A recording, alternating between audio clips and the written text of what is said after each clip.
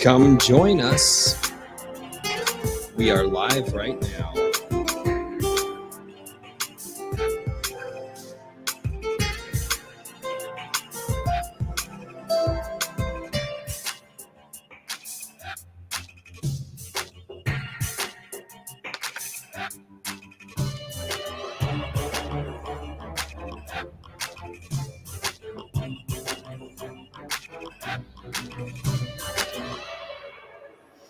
Ladies and gentlemen, welcome back to Iron Age Nights. How is everybody down in the chat doing? We have a lot of people here already. That is so fantastic. I am under the gun right now trying to get everything ready. We have so many fantastical things happening in the world of where we are. So thank you all so much. Iron Age Media is making coffee right now. He will be back in a minute. It's fine. It's fine. It's fine. Oh, there he is. Oh, there he is. Oh, he's back. He's back. He returns with a press. He returns. He returns. Good sir. Good evening, everyone. Good evening. Good evening. Good evening. Good. So, ladies and gentlemen, for those of you who don't know, my name is Royce, and welcome back to A Drink with Crazy. Hopefully, all of you are having a fantastic time, and thank you so much for everybody who is new out there. Gentlemen, before I do your introductions, like the narcissist I am, I need to go and say hello to the chat. So let's say hello to the chat really quickly. We have Arangmar Virillion. He is down there. He is having a good time. Hopes that we have a good time. He's also Black Knight. You can find him on Amazon. He is an Iron Age creator. Tim Allen is down there as well. He is telling me that I need to have mead, and I'm trying to do the mead thing. And oh no. Frequency Studios is dropping super chats. Christopher Colebrook, what's going on, man? How are you? Trippy Soul is down in the chat. Raul Nyanzi, he's also down there. Jolly Roger is down there. Asher Burnett is down there as well. My doggo is in the background barking because she is a loud doggo. River 85, how are you doing? You are. Oh, thank you. And my wife, my lovely, amazing wife, is bringing me dinner. So. You're and sorry about that, guys. Internet Hydra, how are you doing? Let's see, Jolly Roger. Will 2DC, how are you doing? Good, sir. He's been looking forward to this. Well, thank you so much. I've also been looking forward to this. Monty Herm here as well. Oh my goodness, Lord, there's too many people. It's so crazy. Calvin Gulata is down there as well. I can't read. Frequency Studios with a super chat of 5420. Good sir, already gotta keep them going. Iron Age Nights number 3. Absolutely, I'm very excited for this evening. Toxic Crusader is down there. Hello Ram, hello Patrick, Vivalo, Jonathan Hidalgo. Oh my god. Wow, Sophia is down in the chat. Did I say hi to Galvin? I think I said hi to Calvin already. Anthony Rondinelli, how are you doing? And ladies and gentlemen, welcome to Iron Age Nights. Yeah. Iron Age Media, how are you doing? Good, sir. Very good. I am just tweeting out the link for everybody. He's on the phone. So, we got Mr. Asher down there as well. I'm getting set up. Yeah. There we go. There we go. This is a more interesting background than last time. I remember we heckled you before. Yes. I was gonna say, I think actually, if we're, picking backgrounds, I think I'd go with Rob to take the prize tonight. He's the impressive collection. Yeah, he does. Yeah, that's just part of it. I kind of moved all the important shit in, so yeah. Awesome. Richard, how have you been doing? I've been doing well. I recently just started, actually today, put out the first YouTube video of my own covering the articles that have come out over the past week on Iron Age Media, and also the prompts as well as the short story, which was our popular winner from September, which is the Spica Foundation from Mr. Asher, wherever he has disappeared to, but will be joining us shortly, I believe. There he is. There he is. There. Congratulations, sir. So that wraps it up. Oh man, he's gone again. This is. I don't know why people think phones are the way to do this. Like, phones are not Technical the way difficulties. to do this. No, I spent a couple days just getting all my shit straight, so I wouldn't do it over a phone.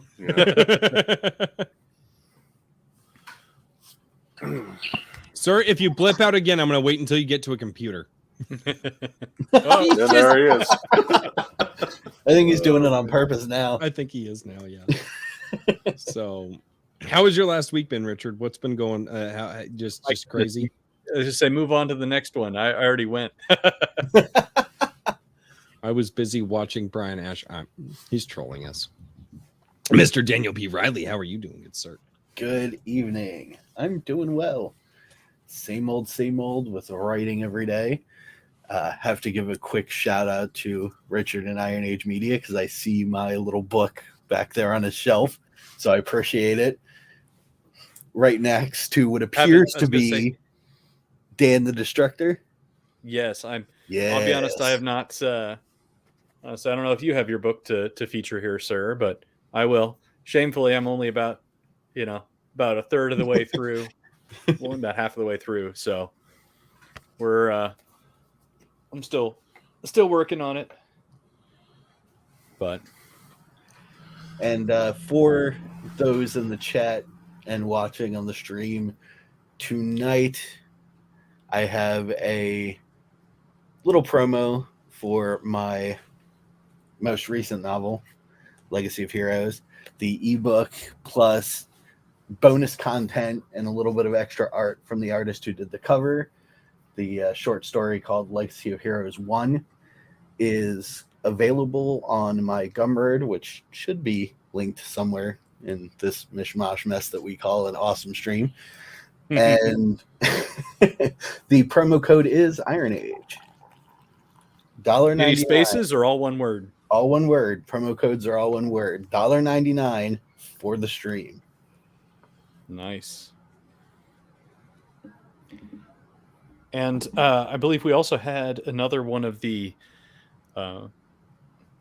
friends of the IronAge.media, TJ Marquis. He also has Bloodbane out now, and he wanted to give that a shout out. I'm not sure if I was going to find a way to organically toss it in, but I'll we're just chilling. We guys, can anything that you later guys as well. want to share, hit it over in the private chat, and I will drop it in the actual chat. And before we go to Rob over here, Kikomon gifted 5 A Drink with Crazy memberships. Kikomon, thank you so much. And the reason that I shout that out is because StreamYards is dominant, won't let me pull it up. So Kikomon, thank you so much for the $5 over there. Appreciate it. All right, sir, I'm going to add you back in, but if you go away again, I'm literally not going to add you back in. That's fair. All right. Yeah. Dropping the hammer already. All right. I was trying to get the earbuds to work. So. All right, sir. Yeah. So, come in. How are you doing? How have you been? I'm doing good. I'm excited to be allowed back on the stream despite some major technical difficulties. But I had to give Rob a shout out because he gives all of us more shout outs than we could ever repay. So thanks, Rob. Every single No week. problem, man. No problem. Mm-hmm. Someone's got to do it. And now to our honored guest, Rob Rhymes, or Talking Pulp Press, or the man, the myth, the legend of Barbarians of the Storm. Sir, how are you doing? I'm pretty good, man. I'm pretty good. It's nice to see. I've seen all you guys. I don't know if you've seen me other than my profile picture on Twitter, so it's kind of cool to be face to face to face to face to face. I think that's all the faces. Many faces. Yeah, no, I'm good, man. Things are going pretty well, and Steam's starting to pick up, and fucking hard work pays off. I mean, well, just grind away every fucking day. I was gonna say you got knocked sideways by Ian, didn't you? Or at least some family members. Oh, you mean the hurricane? Me personally, not really. Like I didn't have power for 8 days. I mean, it's a lot of the pretty close to me. It's like the worst of it. So like all the stuff you saw in the news, that's like 10 minutes away from my house. My ex-girlfriend lived there for 8 to 10 years, something like that. I lived there like half the time when we were dating. So yeah, like I know a lot of people there, and there's a lot of people there I haven't heard from. It's just one of those things where I still don't know with some people, and they're not people that I'm so close to that I talk to them on a regular basis or have a lot of their numbers. They're just people because you see around when you're in that area. So, and you can't really go. I mean, I guess you can go there now, but you have to have like a reason to be there. You can't just go and hang out and shit. Yeah. So. Damn. That's wild. That's nuts. Yeah. So, well, thank you all so much for being here. And I'm just absolutely flabbergasted with the amount of support that is out there right now for everything that all of us are at least attempting to do. Yeah. And Rob, I'm really glad that you were in a place that you were finally able to join. It definitely, I'm super excited because yours was one of the first books that I really came across as far as all this Iron Age stuff is concerned. So, without any further ado, I think a couple of these gentlemen up here, unlike me, because I'm a scrub and I'm horrible, have purchased your book and checked it out. So, who wants to go first? You guys can either rock, paper, scissors, or just pick.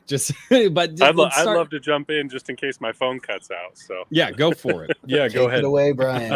I was going to ask for you, Rob, like what pulp novels were the biggest influence for you in this story? Because it is a little unique having sort of the person getting transported into this world, which I thought was a really cool spin on everything. It's funny because I hate those stories usually.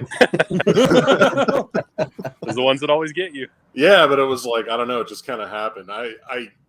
The idea for what Dan the Destructor itself was originally it was going to be a graphic novel, and I had a couple artists flake out on me, so I marinated on it for about 18 months, and there was a lot more I wanted to do with the story, and it just ended up becoming a pulp novel. And it's more or less it's one of those things where I wasn't necessarily aware of what all the influences were that were influencing it, but then when I went back and read it, it's I would be like, oh, that's where I pulled that from. But the idea initially came from I was high as shit one night, and I had a friend over. And as all good stories begin. So, guys, I did way too many drugs. But you know how when it was rotten.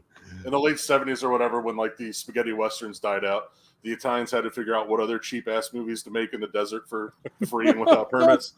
So they started doing Conan and Mad Max ripoffs at the same time. And my friend, we were high. We had this 8-hour marathon of these these Conan and Mad Max ripoffs. And I don't know if it was a high idea or if or what, but basically I was just sitting there going, man, it'd be really cool if they would have taken one of these studios had the came up with the idea of just taking the two things and merging them into one thing. And that's kind of where the idea for what became Dan the Destructor, that's where it came from. It was kind of a merging of cheap Italian ripoffs of Mad Max and Conan pushed into one thing. And then a bunch of other shit gets added in there as it, evolves. So, and it was really only going to be a one-off graphic novel. It wasn't necessarily going to be an ongoing thing like it's becoming. But I like the characters and I like the stories, and the more I write, the more ideas I get. And I've got 15 books in my head. I can only do one at a time. Wow. Yeah, story of my I was going to life. ask how wide it was going to get. So yeah, I was going to ask how big you were planning on going. So 15 bucks. All right. I have not to. I mean, I hate the fucking MCU at this point. I think most people do. Yeah. But for lack of a better term, I have an idea of what phase 1 is going to be, I guess. Yeah. So that's probably going to end. That's probably going to end with book 5 with what's in my head. But there's going to be the anthology Eyes on All Shadows that just came out. There's going to be more stuff like that. There's going to be kind of books that are just kind of side quests, I guess, from the main story. So is the what is it? Eyes on All Shadows. That's I thought that is that a shorts collection anthology? It's a short story anthology, and it leans. It's still sword and sorcery, but it leans a lot more into horror. So a lot of the lighthearted buddy comedy stuff isn't really in it. Dan's not in that book at all. So okay, that was going to be my question. I thought that they were kind of standalone short stories? Are they in the same? They are. It's in the same universe, and okay, that was going to be my next chronologically, everything is before the book. The other two books, I it's wouldn't kind of read like it. a I wouldn't lore- read it first though, because it might spoil some things. Yeah. But it kind of serves as just earlier stories for some characters. So it's a little bit like That's always a lore interesting. compendium. What's that? A little bit like a lore compendium. I guess more or less, yeah. And some of it's I'm one of those saying things that for where- Royce's benefit because he loves those things. Yeah. I absolutely do. Guys, give me a second. I have a bloodhound barking a lot. I'm assuming you can hear that. No. So Yes. I'm going to go take care of that situation. I'll be right back. I apologize. I am so behind. That's why I keep muting. I'm attempting to eat food and engage with you guys and handle dogs. It's all good. It's all all good, professional. Oh, Tim my Allen lovely said it wife was is a down in mule the chat. crazy My now, lovely wife so- is down in the chat. She is going to handle it, which Oh, there we go. she has been she pulled a muscle a few days ago and has I literally saw been on Twitter. bedridden for 2 days. Ugh, Oh, Yikes. So no good. no, it is no good. I am so sorry. Quick shout out. Kikomon, show me, show you. Kikomon for $2. Thank you so much, Kikomon. I appreciate that. Drake Tungsten for $4.20. My guest Miller said this was the recommended amount. He's not wrong. He is not. Oh, good lord. All right. No. So I guess being the scrub here who doesn't actually have the physical books in my hands, because again, I am a scrub. What we have a certain sir. Are you really joining on the phone too? No, this is my laptop. I just got it out. Hold on, let me pick up my mic out here. Obviously, I'm outside. This is my grill. And oh, this is great. working on the last few minutes, guys. It's still a work in progress, but Wow. This is the yeah, approaching working on it. lewd. Yeah, that's what I'm doing right now. I am so I'm sorry, for the guys. Iron I Age don't know steak why I with invite corn. the people to the stream that I invite. I have no idea. Hey man, John had a rough day today, though. I mean, I had a rough day today. It's true. I didn't. Yeah. I didn't. Stuff, so- I have actually you no missed it. idea what they're referencing. You missed it. Yeah, what happened? Oh Let's talk. man, it's yeah. What happened? Yes. Royce, do you want to know what happened for real? I need a drink. Hold on. Okay, I yeah, was- do I that. was- I'm gonna do a super chat Drink, I real was gonna say, quick. we got Rob flexing here. Will 2DC drops $49.99 or a $50 super chat on the bar. Tips his bartender. Walks the fuck out. Wow. Damn. I know that guy. He's a big supporter. Sir, I must have served you something good. A little bit spiked it was. A little bit spiked. Well, and that's What do you- actually part of the reason that there's a wood background behind us right now, because that's the bar top. Nice. So I thought that the There we wood grain bar Yeah. top would be. This is entirely too clean for a bar. We need some stains and such. in the I background. know. We gotta I work know. on I it. need to. I should reach out to Xavier Guzman and see if he can't do some beer stains on it and some, I'll play with some some. debauchery. Oh shit! Wait, what is that? Is that a cigar? Yep. Got He's the a cigar guy. going. Yeah, it's legal. There we Now go. I'm jealous. Oh, there Man, we go. I can't. Oh, Now I'm jealous. Followers Love I me a remember good being able cigar, to man. smoke cigars inside back. when we Yeah, were kids. exactly. Yeah, now I can't do it. All right, so me being the scrub here, before John De La Rose came in and completely threw off my stuff with his chicken. Anyway. Sorry. Okay, my mind just went really south. Anyway. Keep it moving, Royce. Keep So it moving. yeah, I'm trying. Okay, it's been a little bit of a hectic last hour. So anyway, so sir, so what has been going on with you for about the last month and a half? Because there are a lot of people that have been noticing what you're doing. So between that, obviously the hurricane, just people giving shout outs and stuff. How is that?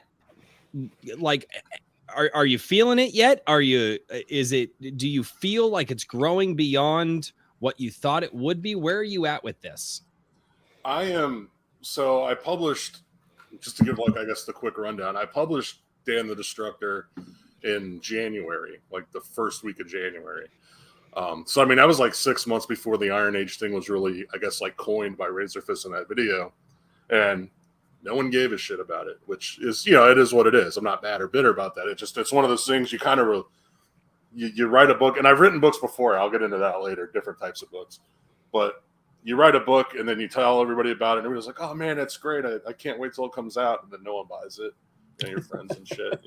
Some friends did. They're actually the ones that are in. They're actually in the chat tonight. But I know that experience from being in a band. Everybody's like, "Yeah, dude, when's your next show? We'll totally buy tickets. We'll go." Yeah, they are. I don't smoke in the house. But I don't want to smoke in the house either. I smoke dirty stuff though. I smoke smokes like cigarettes. So, So the thing that I can't think do it really, in the house. No, never in the house ever. We got porn bots. Damn it! The invasion. Hot girls are waiting here. Really? Wow. Can't believe it. And there's They some love rich to talk guy. to And Iron there's Age, some those hot rich girls. guy down in Saudi. Saudi Arabia.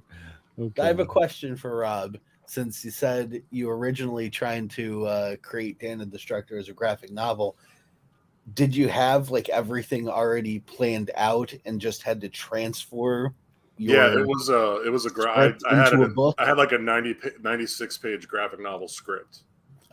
So I adapted that into the pulp novel, but then I added like a lot of scenes and fleshed a lot. Yeah, that was what I was going to ask, because a 90-page graphic novel would probably, I think, be maybe a third of a full book.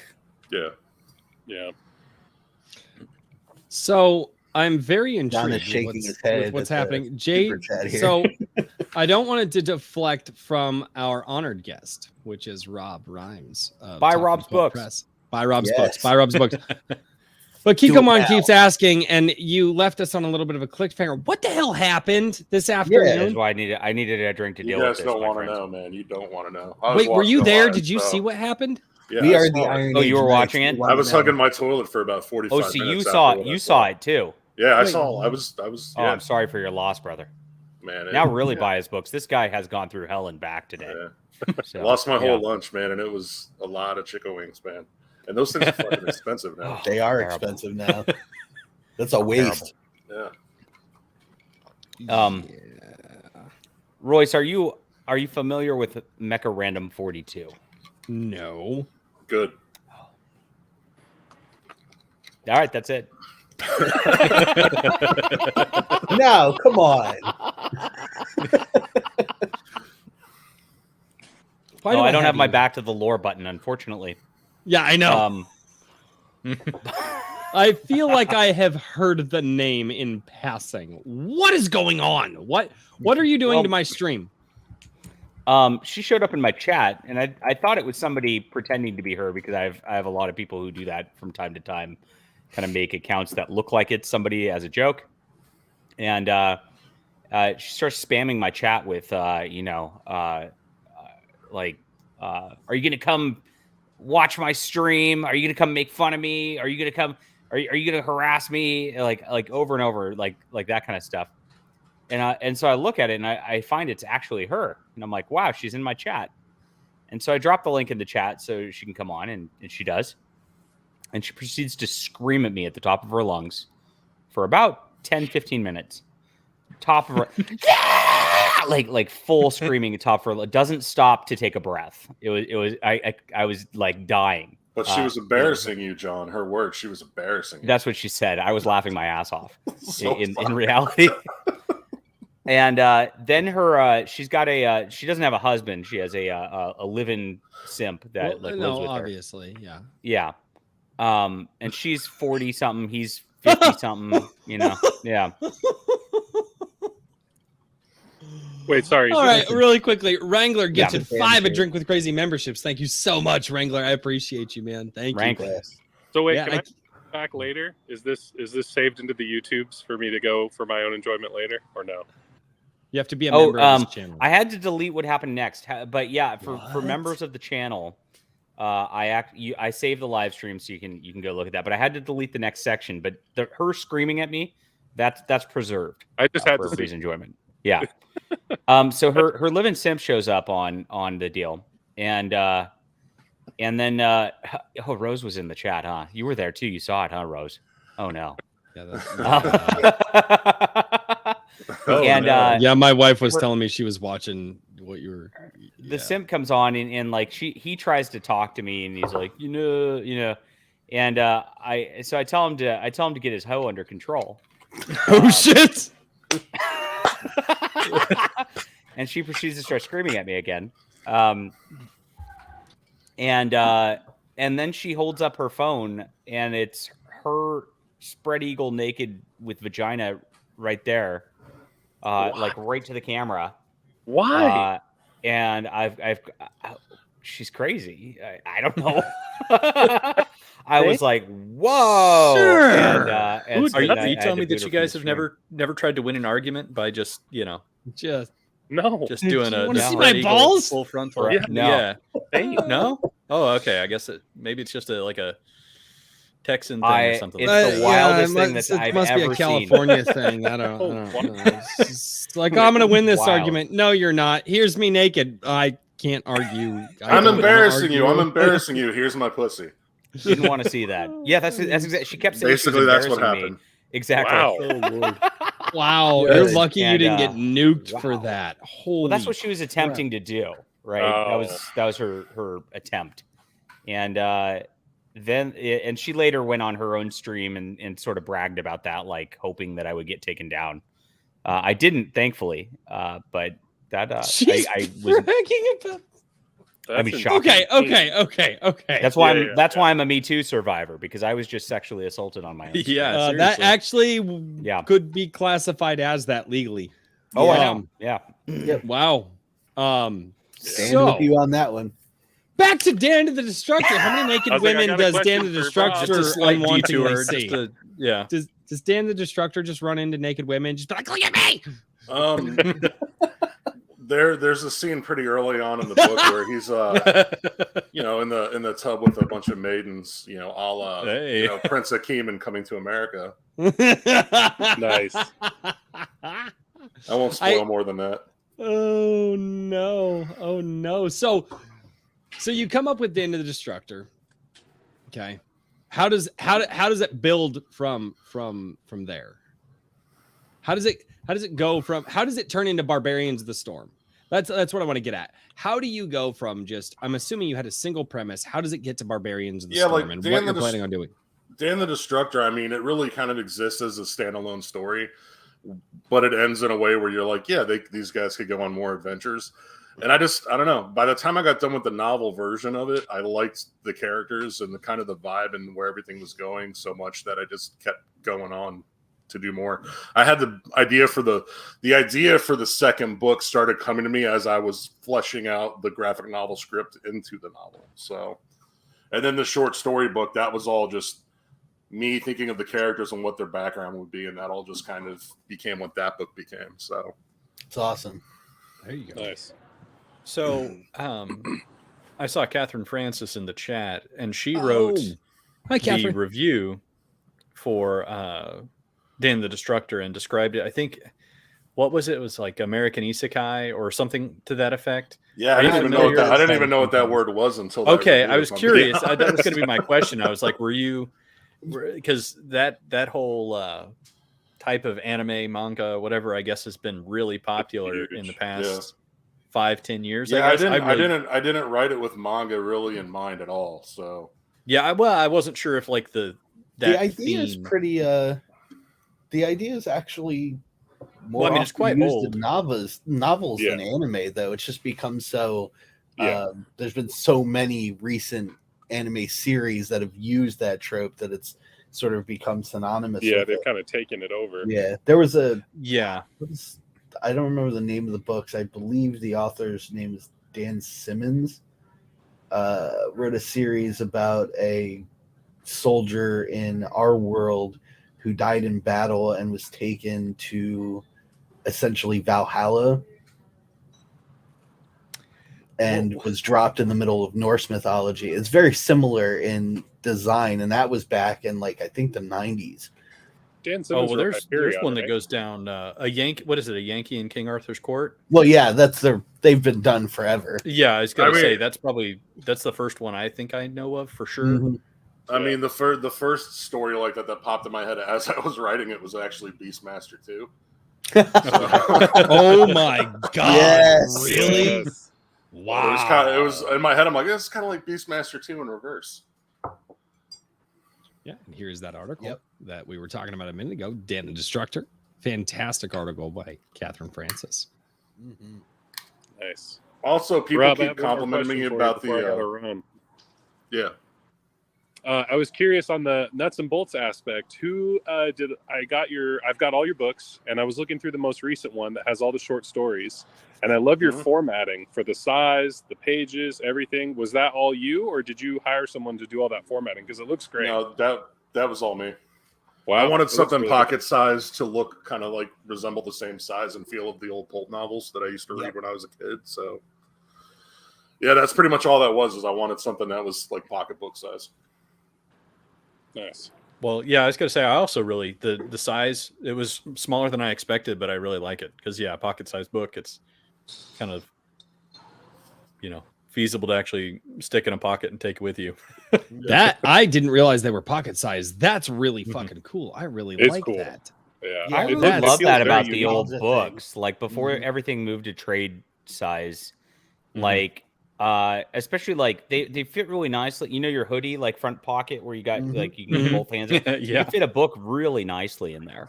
Yeah. And I like that, especially when I'm running around or like having to deal with like going to Disneyland and standing in line with the kids. Like having that book, that pocket book is always a very nice thing. Yeah. Yeah. All right, guys, if you'll give me just a minute here, I'm gonna catch There it up is. on Zelazny at super- that. I'm gonna catch Nice. up on Yeah. some super chats Pocket really size. quickly. Books. There you go. For $5, Harry Stanford. Happy Friday, gents. In your opinions, what best defines what constitutes pulp? Length, genres, anti-allegorical messaging. What do you guys think best defines pulp? I want to hear what everybody else thinks. You're such a cheater. It's like, no, I just want to see what my friends write first. Holy shit, Well, come on. the pulps by definition Jesus. were like magazines made out of pulp paper. And so they would fit whatever fit on the page, and they'd kind of rush stories and compact them into as small a space as possible. So you really do want shorter length either stories or novels. And they were all genres. We usually talk about them in our circles in the context of like sci-fi, fantasy, horror, but like mystery, romance, there were pulps for all that too. Noir, there were noir pulps too. Yeah. I mean, they were everywhere back in the day. Like everywhere. So really, there were no bounds for genre. It was more an aesthetic of like quick stories that packed a big punch, and then second, prolific writing. So you really just crank out as many stories as possible. That's the pulp aesthetic. Yeah. And here I've had 3 books since January, so there you go. My guy. That could be a winning formula too. Were about this big when they were put out, and those were considered the most sci-fi pulp out there. Give me a book that's the size of my phone. Seriously, right here. Like, put it in my back pocket. Yeah, it's bookstore. You can find like Conan books, and they're short like that. I also have in a hardback. Nice. In the desert. All right. A friend of mine does have a phone. A friend of mine does have a phone bigger than my book, so that's right. I can show you my big Ditko. Oh no, sir! I'm done with you. I'm done with your shenanigans. I don't know why I sent you the link. Then I'm gonna do it. I'm gonna show. Otter 85 says, "Hey guys, just thought I would drop in and say thanks for the shout out and the support. We're all rooting for you guys. Keep fighting the good fight." Chat's gonna see my big Ditko. No, I don't want chat to see anything. Oh no, he's doing it. He's doing it. Oh, here we go. All right, this one I made a promise. I made a promise to Raul Neonzi that I would do this. Once I do the solo layout here. My big Ditko. It is. It's about as big as it's like my torso almost. It's 25 pounds. And it's the biggest Ditko out there. Dude, that's about as big as I wish I could be. Anyway. Fantastic. Wow, Impressive. Look at that. John, what do you do to my streams? Okay, and I promised that I would do this, and I intend to make good on Yeah, my don't forget promises. the Raul announcement, Neonzi boys. down in the chat. And this is something he reached out to me a little earlier and just said, "Hey, man, would you make this happen?" He's like, "I'd really love to get some attention on this." He is an Iron Age creator. He has Perils of Sasha Reed, which is a fantastic story. He's gone over it with us in the Gilded, and he has this interesting story. She is you think of F1 racing, the F1 cars, and you have the pit girls, the sexy looking girls that would stand on the side and basically, draw people in before the cars started going vroom vroom. Well, she is an inventor. She happened to invent something, and a lot of people like to kidnap her. She starts the story off as a damsel in distress, but then as the story goes on, she refuses to be a damsel in distress and fights her way back to get back to her boyfriend. And her boyfriend also fights to get to her. So there's a lot of elements here of good relationships. There's a lot of elements of self-survival and things of that nature. And it just sounds like a really, really fantastic run. Not only that, he shared some pictures that he had commissioned. And I think that she looks definitely like a girl that a lot of guys would want to put a baby in. So she's got that going for her. John, what the fuck do you do to my streams? All right, we got Calvin Gulata. The amount stands for itself. There is no message. For $69. Oh no. It's just keep on coming. Yeah. What did my streams turn into? For $250. I want to be the Show me. Show you. Kikomon. I want to be the battleship. Wait, is that the reference that I think it is, Kikomon? Is that from Film Cal Production, The Cloak? I want to be the battleship. Oh my God, Kikomon. Good Lord. Kikomon. Thank you so much. That guy is... The soy must flow. The soy Indeed. must flow. Make soy alpha again. So wait, it was alpha before? I mean, back in the day it was, because it literally is made like alcohol is made, and soy sauce used to have a little more punch back in the day, if I'm not mistaken. Oh, really? I think it did. Yeah, it's not actually just like this sauce. It's actually fermented. And I think back in the day it was fermented a little spice. I could be wrong on that. So if I'm completely wrong on that, let me know. But I think it had a little bit more punch back in the day than it currently does. So, all right, guys, ask questions. Go for it. I just wanted to get to some of those so that way I didn't let people think we were hanging. I will hold back some of the super chats. Try to find a good time to introduce them. So, Rob, good sir. Yes. What's on the horizon for what you're doing? Well, right now I'm doing a very pain in the ass thing that's holding up book 3, which is I'm rereading the first 3 books and taking super detailed notes about everything, just so the world's starting to get really big, really fast. So it's more for myself for reference, and so I don't make continuity errors and shit like that like everybody else does, and it doesn't seem to matter anyway, but I care about that stuff. Right. So it's for that, but at the same time, like, I've had the idea of at some point I would like to take the information and have a sort of like Wikipedia style database of shit for people to go to that are fans of the series and whatnot. So, but other than that, then book 3, I actually had the first chapter done, but then I decided to do this. So this will be done probably within the next week, and then I'll be working on book 3, which is the 4th book, but it's book 3 in the main saga. Yeah.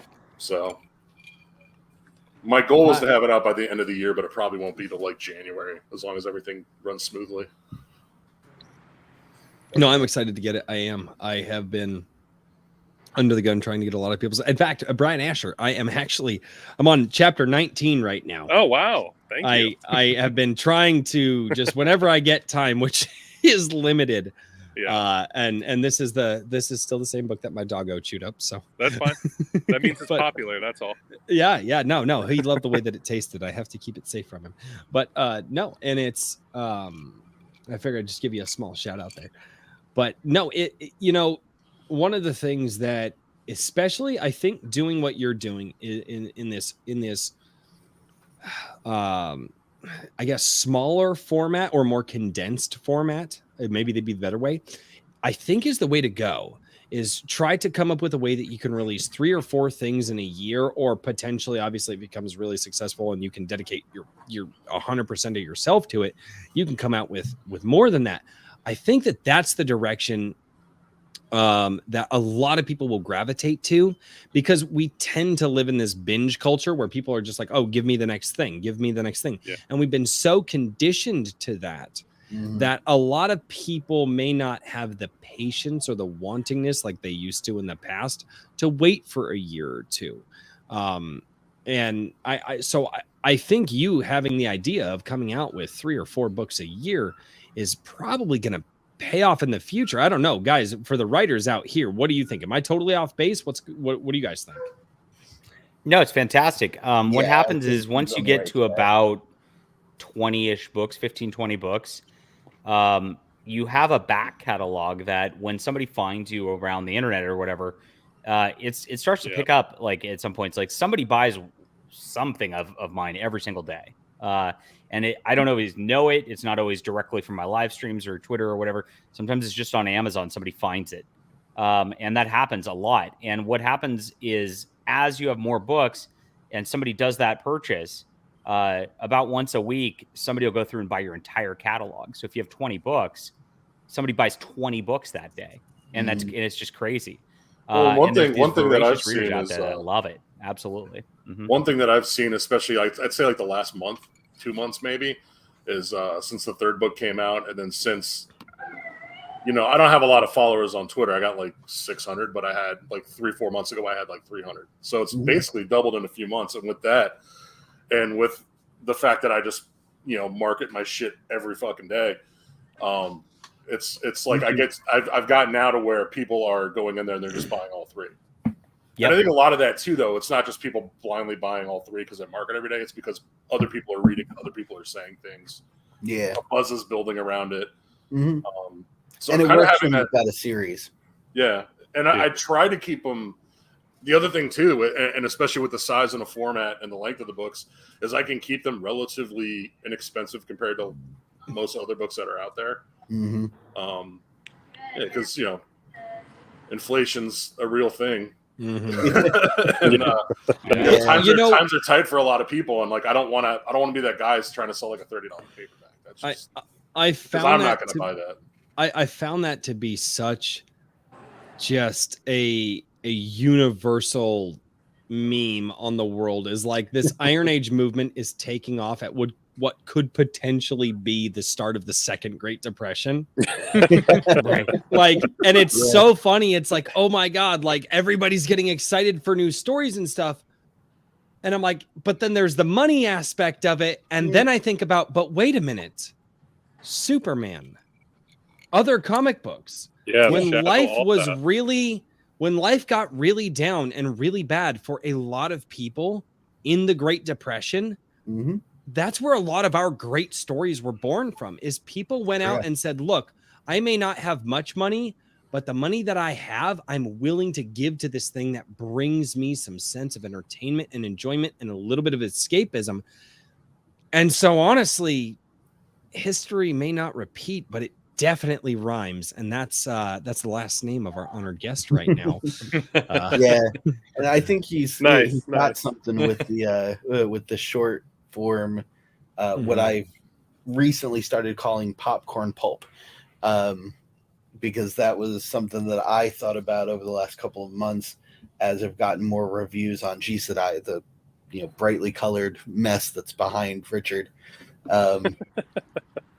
Since I kept getting reviews that said it was really action packed and heartfelt, and I enjoyed it, but it was just so short. I was like, well, if I could probably produce 2 a year going forward. So I'm just going to keep them in that format and put them out for a couple of bucks and just popcorn every 6 months, a new chapter, a new part of the overarching tale. And I have 4 story arcs already planned out for it. So it could go for a while. Same with Legacy of Heroes, because it's a superhero style thing. I want to do novellas that are episodes and have crossovers between different hero characters that are introduced in one book and show up in another book and weave the whole world together. Super fun. Mm-hmm. So Brian, have you ever thought about doing, just in the interim of writing the larger books, have you ever thought about putting a short little 20-30 page story out there, just as kind of like a an intermission to the grand movie that you're writing? Have you ever thought about that at all? Yeah, I think honestly the story prompts with Iron Age Media are kind of what brought that to my attention as being more of a possibility, because I was able to get that story done pretty quickly. So I'll probably do more of that, but I have to get this third book done. So all my momentum's kind of on that right now. But I think in the future that'll definitely be the way I go. So awesome. I have a I got to run question. real quick, so I'll say bye, quick guys. All right, later, Brian. And as he is on his way out, ladies and gentlemen, go check out The Assassin of Malcozé. And love the shirt, Brian. Thank you. And oh no, I'll shield. Let me shield. Okay. Thanks, man. And the treasure of Lorev in the Intercontinent universe, guys. I'm having a fantastic time with these books. Go check them out on Amazon. Brian, thank you so much for being here, man. I appreciate it. Yeah, thanks. And thanks for everything you're doing. I bought all your books, and so get Rob's books. They're good stuff. Thanks, man. Let's go. Guys. Brian's books are great too. So just buy all. Yeah, but he's not featured tonight, so we don't have to be. He's not. No, he wasn't the honored guest. He was a guest. We have the dirty guest down over here drinking whiskey. He's there. Having a I great think I'm honored guest drinking is drinking cognac, whiskey, actually. too. I'm nice. Oh, good lord. Cognac. Oh, it must have been a natty giny that you. Anyway. Oh, it was pretty bad. Don't go there. I'm sorry. I am so glad, because I thought about it for a minute. I was like, oh, maybe I'll jump in on it. And then I am so glad. I'm Mike glad I S. didn't. Miller had to see this. Oh Virgin eyes. no. Yeah. Oh. Yeah. Oh, Poor guy. all right. For $20, JVP Music, the Prez and Vice Prez of the Manosphere on the show. What are we at war?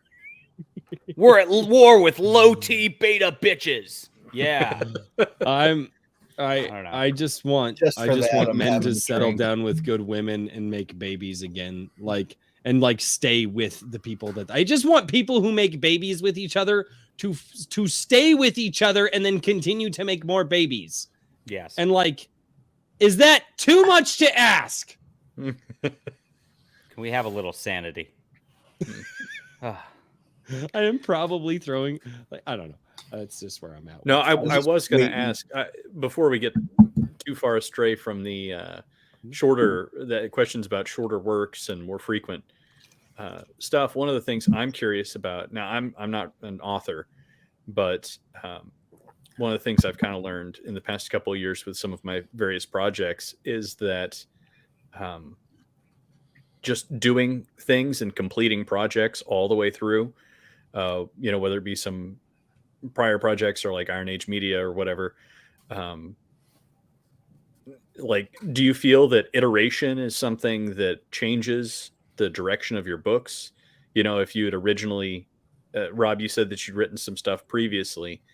If it was longer format, do you feel like because you were putting out smaller pieces of Dan the Destructor that maybe that changed your trajectory from what it would have been otherwise if it had been one large story, for example?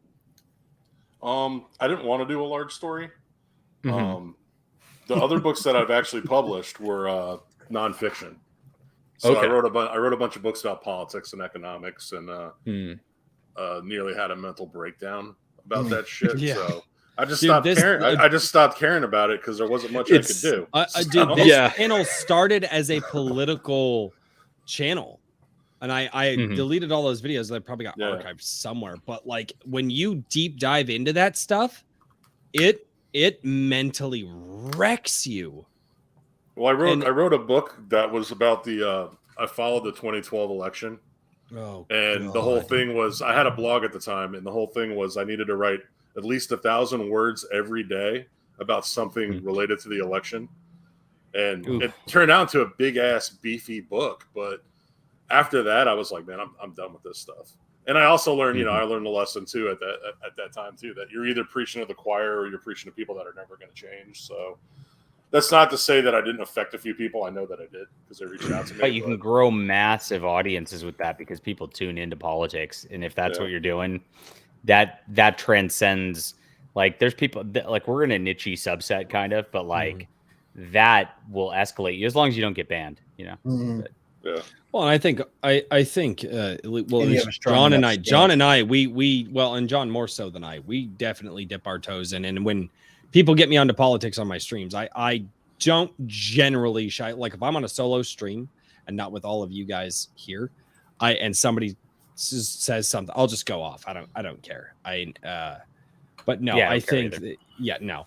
On a stream like this, where I have an honored guest, a dirty guest, and then my two awesome co-hosts.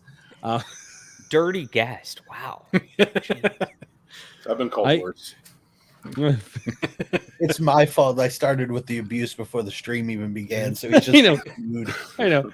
He was going at me on Twitter like, "Hey, dude, you're a drunk. Did you know that?" I'm like, "No, guys, I'm not a drunk. I'm an alcoholic. There's a difference." Okay.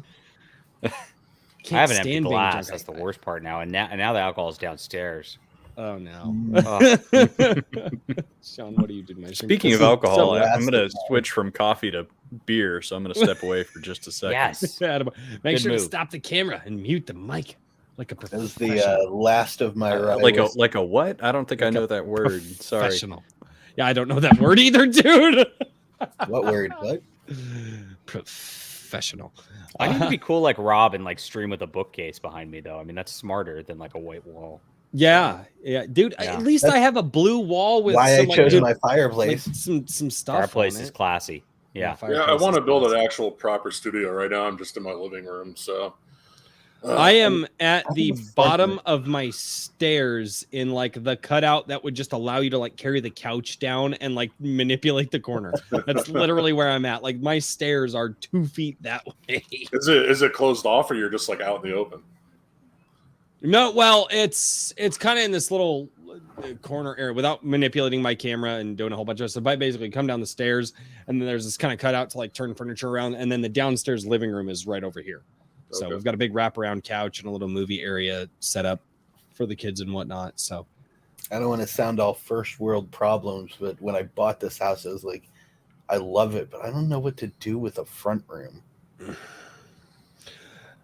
honestly, and that's a problem of our time, is that's the big problem of our time, is actually like the way that they built houses back in the day. You actually had a formal like dining room, and most of us just use our kitchens as our dining rooms now. And I fixed these problems in my house. So I have the formal living room, the formal dining room. What I did with the formal living room is I put a grand piano in it, and then playing music there works. And then in the formal dining room, I got a dining room table, and then it's got layers to it. So you can actually take off the top, and it's got a inset card table, like it's a casino. So you got like this felt on the inside, so you can play games in there. And I've actually got a drawer that pops out and actually has like a whole stand and everything for your GM thing on the side of things if you want to D&D that's it. fancy. So that's what I did with my dining room. So it's like a formal dining room, but I play my games in there. It's very sweet. And then I hide it when normal people come over, completely hidden, and it looks like I'm just a normal person. It's amazing. So you're a liar. That's what you're telling me.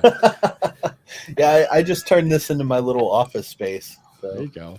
Well, I got a lot of merch I'm working on, Daniel, so you can fill it with that. There you go. There you go. All right. Brian Asher for $9.99 Right now, says, follow-up question.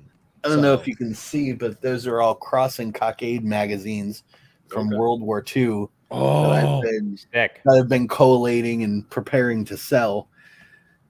And of course, C-3PO. Oh, there you go. Oh, that's cool. I never noticed that before. Cool. It's the old Star Wars action figure case. Oh, wow. I still have the Vader one somewhere. Nice. I had a Millennium Falcon one when I was a kid. Like I think I found it in a thrift store when I was a kid. So I know that thing had to be at least 20 or 30 years old. Really all right. stupid. So from Brian Asher, Follow-up question. Super chat. Yeah, sorry. Yeah. Will you eventually make the graphic novels you planned or do new stories in graphic novel form? That's a good question. I want to do the graphic novel version of Dan the Destructor like I intended originally. Right now, I'm just focusing on the novels and trying to kind of build up like my platforms. Like I'm going to be starting to do some stuff on YouTube in the very near future, and just continue to try to build up through Twitter. Awesome. But ultimately, I think originally I was going to do it, and I was just going to pay out of pocket for an artist and just kind of put it out myself. But I think as I hopefully build up my platform big enough, that I'll probably end up just doing like a crowdfunder. But I need to find a good artist that I like that's not going to flake out on me, because that happened to me twice trying to do it the first time. So I also had a cartographer flake out on me, which is why my books don't have maps yet. So it's bad when a cartographer flakes on you. Yeah, man. Maps are not that easy to do. People don't realize I think there is like an online like kind of map generator you can make yourself now. Yeah, there's a few. I'm not super keen on them though. I've tried to use them. I'm not good at art. So you know what's so bad is Nick Ricada ruined the word map for me. Now all I hear is every time I hear map, I know. You know what I mean? It's just like, oh, maps, and you're just like, oh, hey, they go on walls. Yeah, they go on walls. Oh, God. So I am. Be careful how you say that, or you'll lose your Twitter account. Oh my God, I know, right? That was, yeah, that's. I had the eyebrow up. I'm like, how far are you going to push it there? Right? About that far. Not really going to go much further than These that. are the metrics for public decency on this show. Oh my God! Why do I invite John De La Rose on the stream? Like, we have had such a class act stream. Because I make it fun, Royce. Because I make it fun. Play the song. I'm considering going down to my piano and actually attempting the song live. That might be a way to do it. Oh, there it is. $250 well spent, sir. He's spent more than that tonight.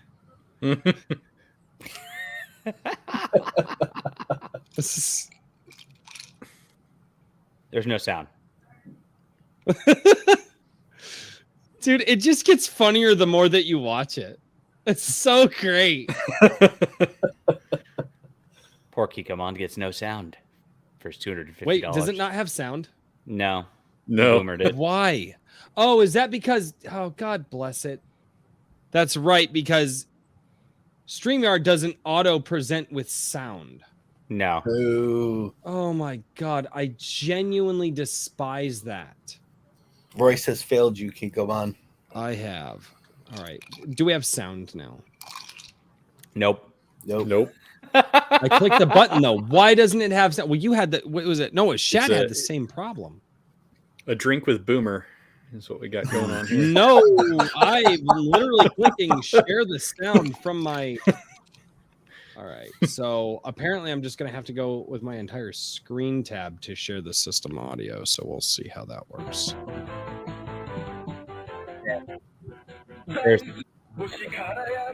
Is it there? Yes. It's there, but it's choppy. It's good. I can hear it, but yeah, I hate StreamYard sometimes. It's such a good platform, and it's such a terrible platform at the same time.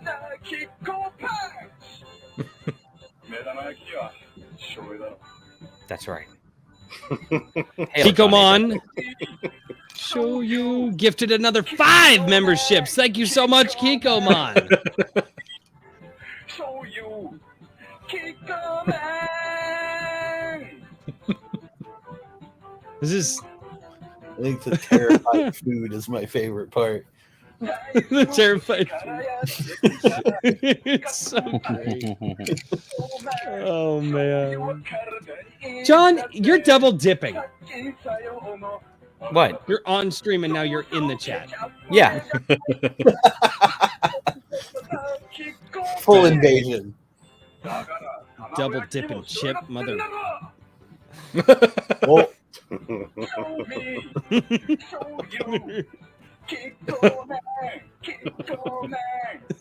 It just gets better every time you watch it. Don't try this at home, kids. What a Chad. I'm making this. What my I love ringtone. is this is like some old school, like just something that like that like the Japanese kids all watched when they were kids. It's so great. Beautiful. Oh God. I would say we're going to devolve into a. We'll have to have like a special, just Japanese commercials stream one of these days. Eventually, 'Cause yeah, there's we'll too have. many Oh, good it's ones. 99. Oh. And with that, my friends, I'm going to have to go get my chicken off the grill and feed my children. So I love how you came in, ruined my stream, and now you're Yeah, bouncing. Thanks, John. that's what I do. Appreciate it. It's my Take whole the job. Thank you. chicken Yeah. with his kids. Give the man some credit. Everybody go pick up Dan the Destructor tonight. Do it right now. Don't forget. Don't wait. It's worth your time. Cheers. man. Yes, pick up the other two as well. Good to see you, Cheers, John. John. Cheers, good sir. Gentlemen, I apologize. He is, in fact, the president-elect of the Manosphere, and I am his vice president-elect, so I do have to bring him in for campaign promises that we have worked out. My friends once elected me Secretary of State, so Oh, I would love to Indeed. be that secretary. I was going to say, I think I could work with that. I could work with that. That's how I wanted to.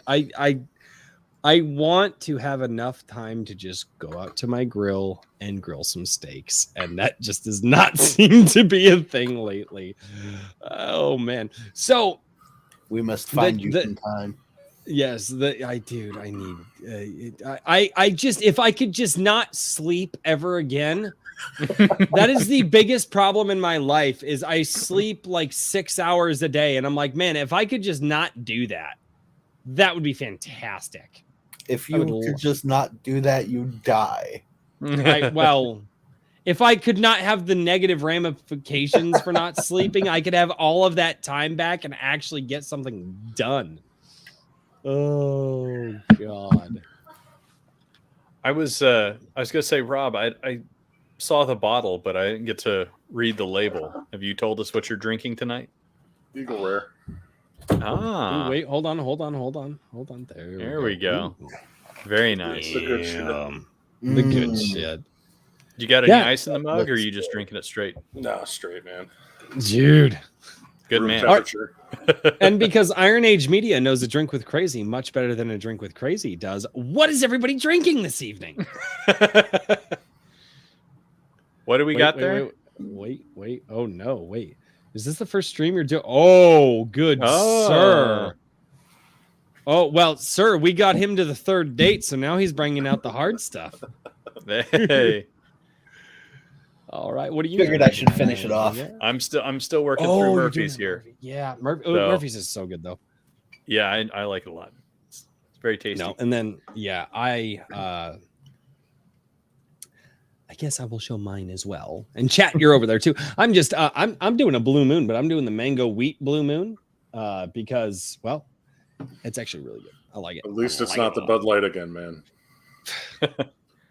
I told my wife, I was like, babe, I keep getting shit for drinking Bud Light on stream, so you're gonna have to buy something else. And my wife is like, all right, fine. He goes, you tell people start sending $100 super chats, I'll stop buying you Bud Light. It's like, baby, go. Well, Kiko Man Well, you're just good for bought like you at 3 least a weeks case, now. right? So. Yeah, I know. The crap part is YouTube still won't give me the money because they keep adding this other hurdle. Always. It's like, so I do all the things that they tell me to do, and they're like, oh, hey, by the way, did you know that our processing is actually, I'm like, are you fucking, and they're like, we'll send you instructions when it's, I'm like, you're kidding me. Yeah, YouTube is it's I'm It's new. YouTube. I'm new. Yeah, it's weird because everybody's like, hey, well, like, we keep sending you super chats. Why aren't you buying books and stuff? And I'm like, well, so you see what happened was I don't. Bryce is a millionaire, but he can't access it. That would be. But wouldn't that be the problem to have, right? It's like, no, I have money. And yeah, but why are you broke all the time? Okay, so here's the thing: is like I have the money, like it's in my name. Like the money, it's like when you buy a house, right? The house is in your name, right? But you don't really own the house. Oh, Yeah, I figured God. since I only keep. No, Rye whiskey- Catherine Francis. What misinformation did I do? Ooh, called out. Absolutely not, good lady. I think it's more of a generic wrong think, so you're not allowed to, partake of the What? financial system. Ooh. Kikumon drink Jim Beam already. Yeah, Kikumon's been drinking Jim Beam for a while tonight. Oh, God. Rye whiskey, rye whiskey, rye whiskey, I cry. Yeah. Yeah. Oh, so, gentlemen, what other topics would you like to talk about tonight? Do we want to keep going on Dan the Destructor?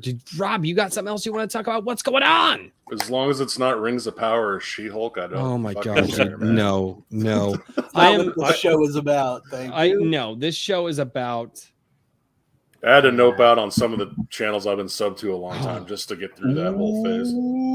Yeah. Oh, she was saying. Okay, that's what she was saying. That's why. Okay, it was a joke. Okay, Catherine. Oh.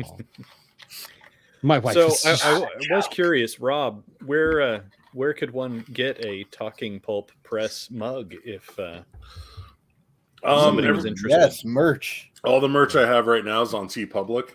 For some reason, if you search Talking Pulp Press, shit just doesn't come up. Their whole search thing is terrible. So who's search on my Twitter, I have my link tree, and my link tree there's a link directly to my TeePublic store.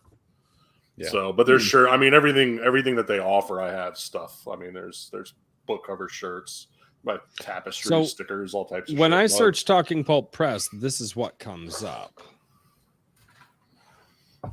Which I believe the Substack. Yeah, the Substack. So if you have links, by the way, copy whatever link you want, and over on the right-hand side on the bottom, you'll see private chat. Post any links that you guys want to. I told my awesome co-host to do that earlier, and they didn't listen to me. Nope. So, nope. Well, if grab we're it throwing right each now. other under the bus here, I did get a bunch of links from Rob already, and I put them in our Gilded chat, but, Yep. that's all right. It's really, really hard to go back and forth between multiple. I need 2 more monitors. I'm not even screwing with you guys. Here, I I'll need I'll get it for 2 you. more Don't you worry. monitors, another head, 4 or 5 more arms. Couple more kids. Dude, here's the awesome thing. When children grow up, they start doing yard work and chores. If you're lucky. That's the grift. They get lucky my ass. It's not about luck. It's less about luck and more about fear. I have a girl. I'm lucky if I can get her to leave the house half the time. Oh yeah, the girls are interesting. Girls are, dude. I lucked out though. My boy is so awesome. The girls are straight demons. Straight demons. Like I don't know how I'm gonna deal with them when they're teenagers. I just don't know how. They actually reverse once they, get close to puberty. Yeah.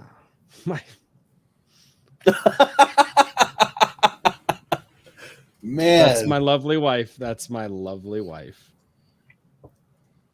That's not a bad idea, Philip Braha. I have one. And I have actually thought about that. The problem is I don't know how I would set it up because I am very anti drilling holes in the walls to put up like TV monitors and stuff for like mounts. Why? Because I like to rearrange stuff every 5 or 6 months or so.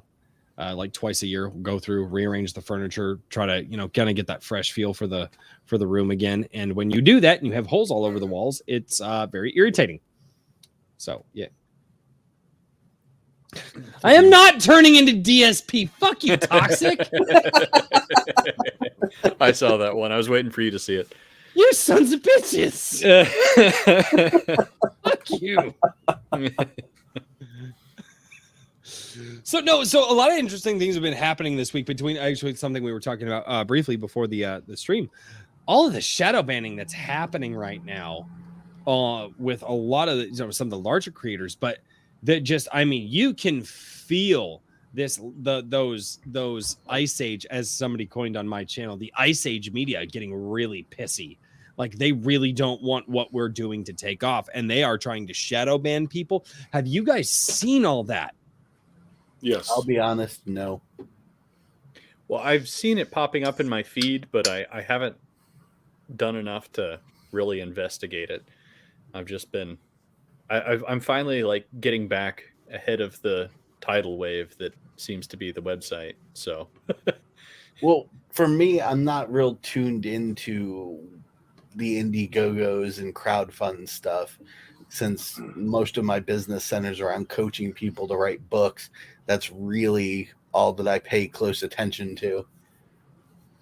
No, and it's absolutely insane what is happening right now. There are, I think we talked about it on Shad's stream last night, where there are 5 or 6 different larger creators, people who have been, and then on their second or third books, who are completely shadow banned on website. Their links are still up, but you can only access their book through the physical link itself.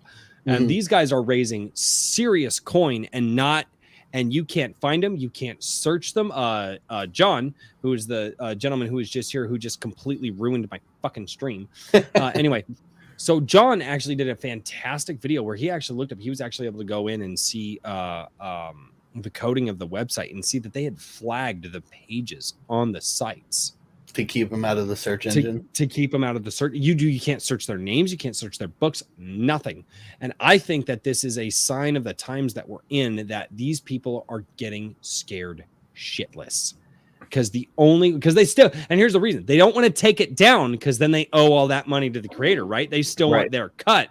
So they leave it up, but they just, hide it so that way nobody else can see it, so they can still get their cut. Dude, there are some very nefarious business dealings happening right now. Well, what do you guys think? I mean, my thing is that the goal of any of that is to slow things down and try and break momentum of things.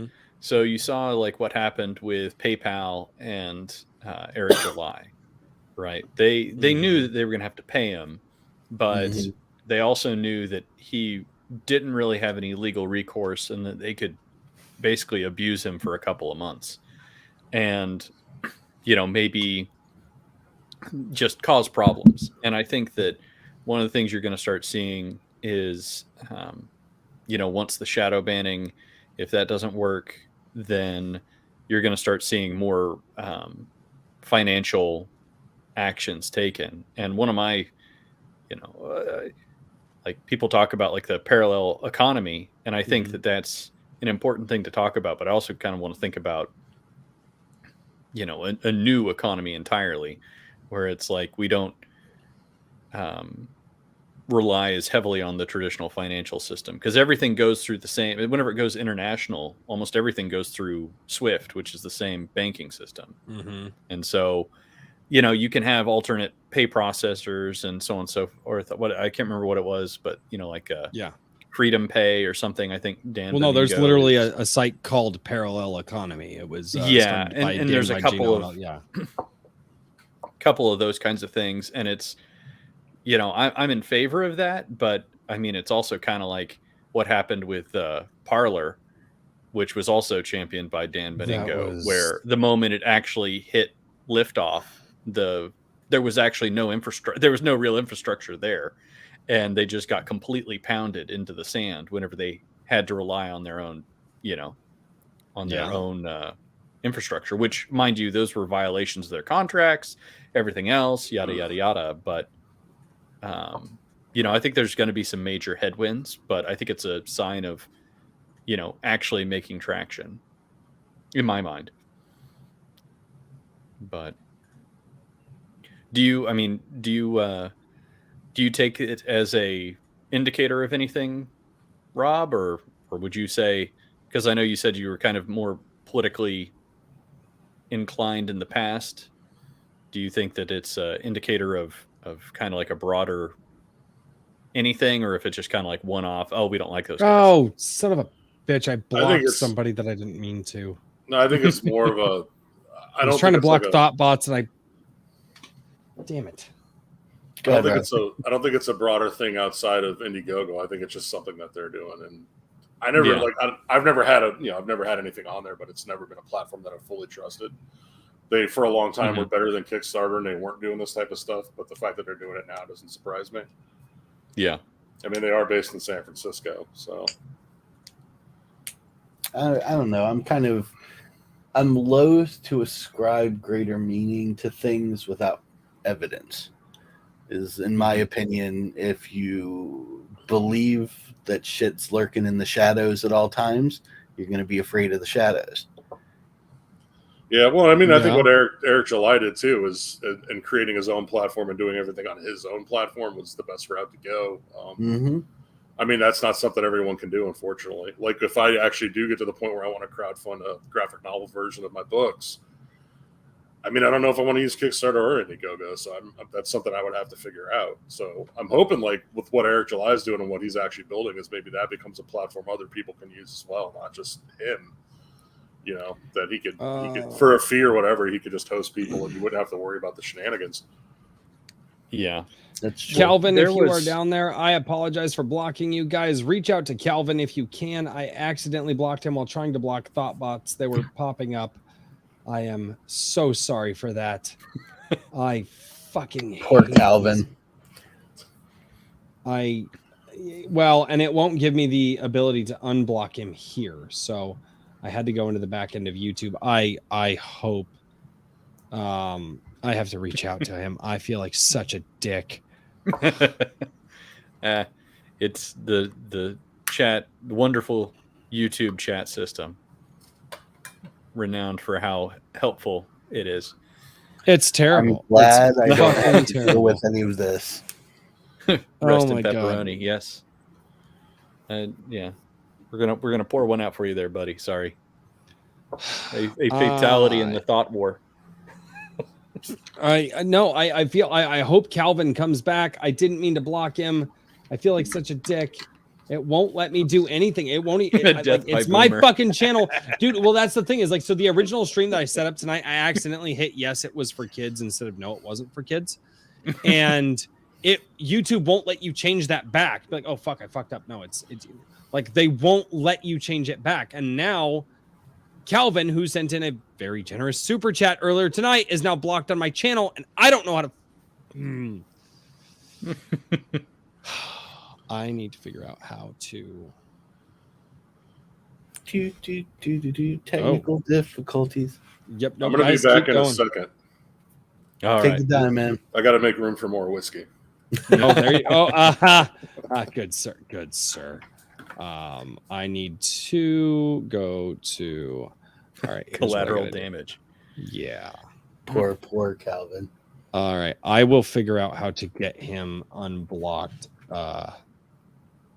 I will do this thing. Oh no, I know who this guy is too. Son of a bitch. He's a creator that I actually want to have on the channel.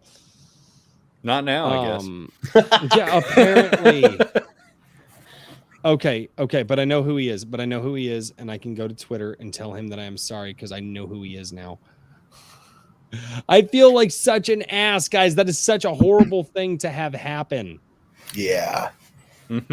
But accidents happen. Don't. I know. I'm just trying to figure out how to undo it. Well, and now it's saying that he was hidden. What? Oh God. Calvin was hidden by a drink. I was not hidden by. No, you weren't hidden by me.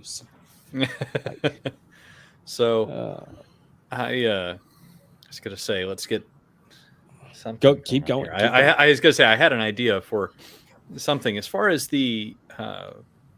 You said that you had about 15 stories. I'm just circling back to the Dan the Destructor stuff, if you don't mind. But you said you had about 15 stories. You wanted to do kind of like phase 1 with the first 5 stories. Yeah, but there's going to be between. I did book 1 and 2 back to back, but now with like the actual books that are part of the saga, which I call like book 1, book 2, I subtitle the titles with that. There's probably going to be 1 or 2 between each one of stuff I have planned. So there's other stuff I want to write too that's outside of the series, or could be related to it somehow later down the road. So yeah, that's why I started 2, because I didn't want to be stuck working just on one thing. Yeah. Are you? I was going to say, as far as the other stuff that you'd be doing, do you think it'd be similar pulp format? Are you thinking about most of the stuff that's Barbarians of the Storm will be. I'm also thinking, as far as pulps go, the pulp style, I have some ideas for some noir stuff I want to do at some point. Yes. Cool. But I want to focus on getting like the first phase of Barbarians of the Storm stuff done before I start like doing some of the other stuff. But also, the name Talking Pulp, before it was Talking Pulp Press, it was my website where I basically just did reviews and wrote about pop culture stuff, and did that for about 5 or 6 years. And I want to take a lot of the reviews, because I wrote something like, I think it's like 2,500 just film reviews, not to mention all the other reviews I did. Holy at that time. shit, that's a lot. Wow. And I want to compile a lot of that stuff into books, where I'd have a book about film noir, a book about kaiju movies, a book about, you know, stuff that's specific. I reviewed every movie ever featured on Mystery Science Theater. So I want to take all those reviews and put them into like one volume. So that's like, there's like all this ideas and stuff I want to do on the side in addition to the fiction, but then there's other fiction stuff I want to do that's not Barbarians of the Storm. But with the fiction, the Barbarians of the Storm is the focus until I get to what the end point of this phase is going to be, which is already pretty much mapped out. It'll probably end with book 5. It may go into book 6, but it'll probably end with book 5. Are your reviews on your website or your Substack? They're not on Substack. They were on WordPress. They're on it's just talkingpulp.com. Okay. I think I've been to your Substack, but not your website. So I've never seen talkingpulppress.com. Like, or is it Talking Pulp? Talkingpulp.com. Talking Pulp. The original site. And then my Substack, it's like Substack / Talking Pulp Press, but it's also barbariansofthestorm.com, takes you directly to it. But the blog that I ran and did all the reviews and stuff, it's kind of been dormant since February. Because when I started writing the books, like, that just became my focus. So right now it mirrors some of the more important posts I put on the Substack, but that's pretty much all that's been posted there for about since February. Yeah. So, do you do you see yourself wanting to get back into reviews, or is it kind of at a point where, I mean, and if you did more reviews, would it be of older stuff, or would it be like kind of more, I mean, man, my legacy media stuff, or not? My review site was pretty much everything. Film was the biggest thing, but I mean, I reviewed every genre from every era. Like, my initial goal with that site was I wanted to draw attention to movies from all eras, different styles from different countries that I feel were things that were good enough that needed to have more attention drawn to it. Absolutely. So I tend to I'll review anything, but I tend to gear a lot. I tended to gear a lot more towards subgenres and stuff that just most people in the mainstream don't know about. So, and then my other goal with it was to review built up a lot right now with with this movement that's happening. Yeah, I have a kind of a off the wall question here. You were talking about watching some of the what was the Italian the sort of older older Conan movies and whatnot, Mad Max and all of those. I've always thought that some of the stuff that came out of that era of Italian cinema was pretty interesting, because it's sort of, what would you call it? Well, to me, I think of it as kind of like unrestrained. Yeah. You know what I mean? I mean, it's almost, it's pulp in film form, really. I mean, yeah, it gets really crazy at times, where they just will do some. They're a lot more uninhibited, I guess. I mean, and I'm a huge fan of Italian horror, and Italian horror had played a big influence on Eyes and All Shadows, and actually the titles for a lot of the short stories, I thought of Giallo movies and their crazy titles, and that's kind of what kind of dictated the style of how I name my stories. Lots of numbers and just weird phrases and shit. Very cool. But I also, in doing that too, it also kind of gave me, at least I feel as I was writing it, it kind of gave me a similar tone to those type of films. Yeah. I think I don't remember how old I was. I was pretty young teen whenever I saw Zombie 2, which is the, it's the Italian cinema sequel to Night of the Living Dead. It was the sequel to Dawn of the Dead. No, Dawn of the Dead. That's Yeah. right. Yeah. Calvin's bad. Yeah, and if a lot of people don't know too, like Italians, they really didn't give a shit about copyrights, especially from Hollywood films. So they would just do their own versions of sequels to everything. Yeah. Yeah. But I just remember in that movie, there's like a zombie shark fight, and it's like an actual dude in like a male shirt, like fighting a shark underwater. And I was like, dude, this is awesome. Yeah, and it like zombie opened up punches my a whole shark. world to how crazy some of this stuff was. And so I'm you know, I hadn't thought about that in a long time. Yeah, I saw that movie way too young, and the ice stuck with me for years, man. There's some interesting gore. Some of those, like we had Christopher Cooksey, but Christopher Moonlight on last week, and he was, you know, a big fan of practical effects and whatnot. I mean, that's one of the things I sort of loved about that. With his movie had some interesting scenery in it too. He did a really decent job with the practical effects and what he was able to pull off using the shadowing and the miniatures and all that. That was really impressive. And Christopher Cooksey's the guy that was like, if you could find a way to give that man a budget of $1 million, I think he would compete with the guys who are running with 50 million.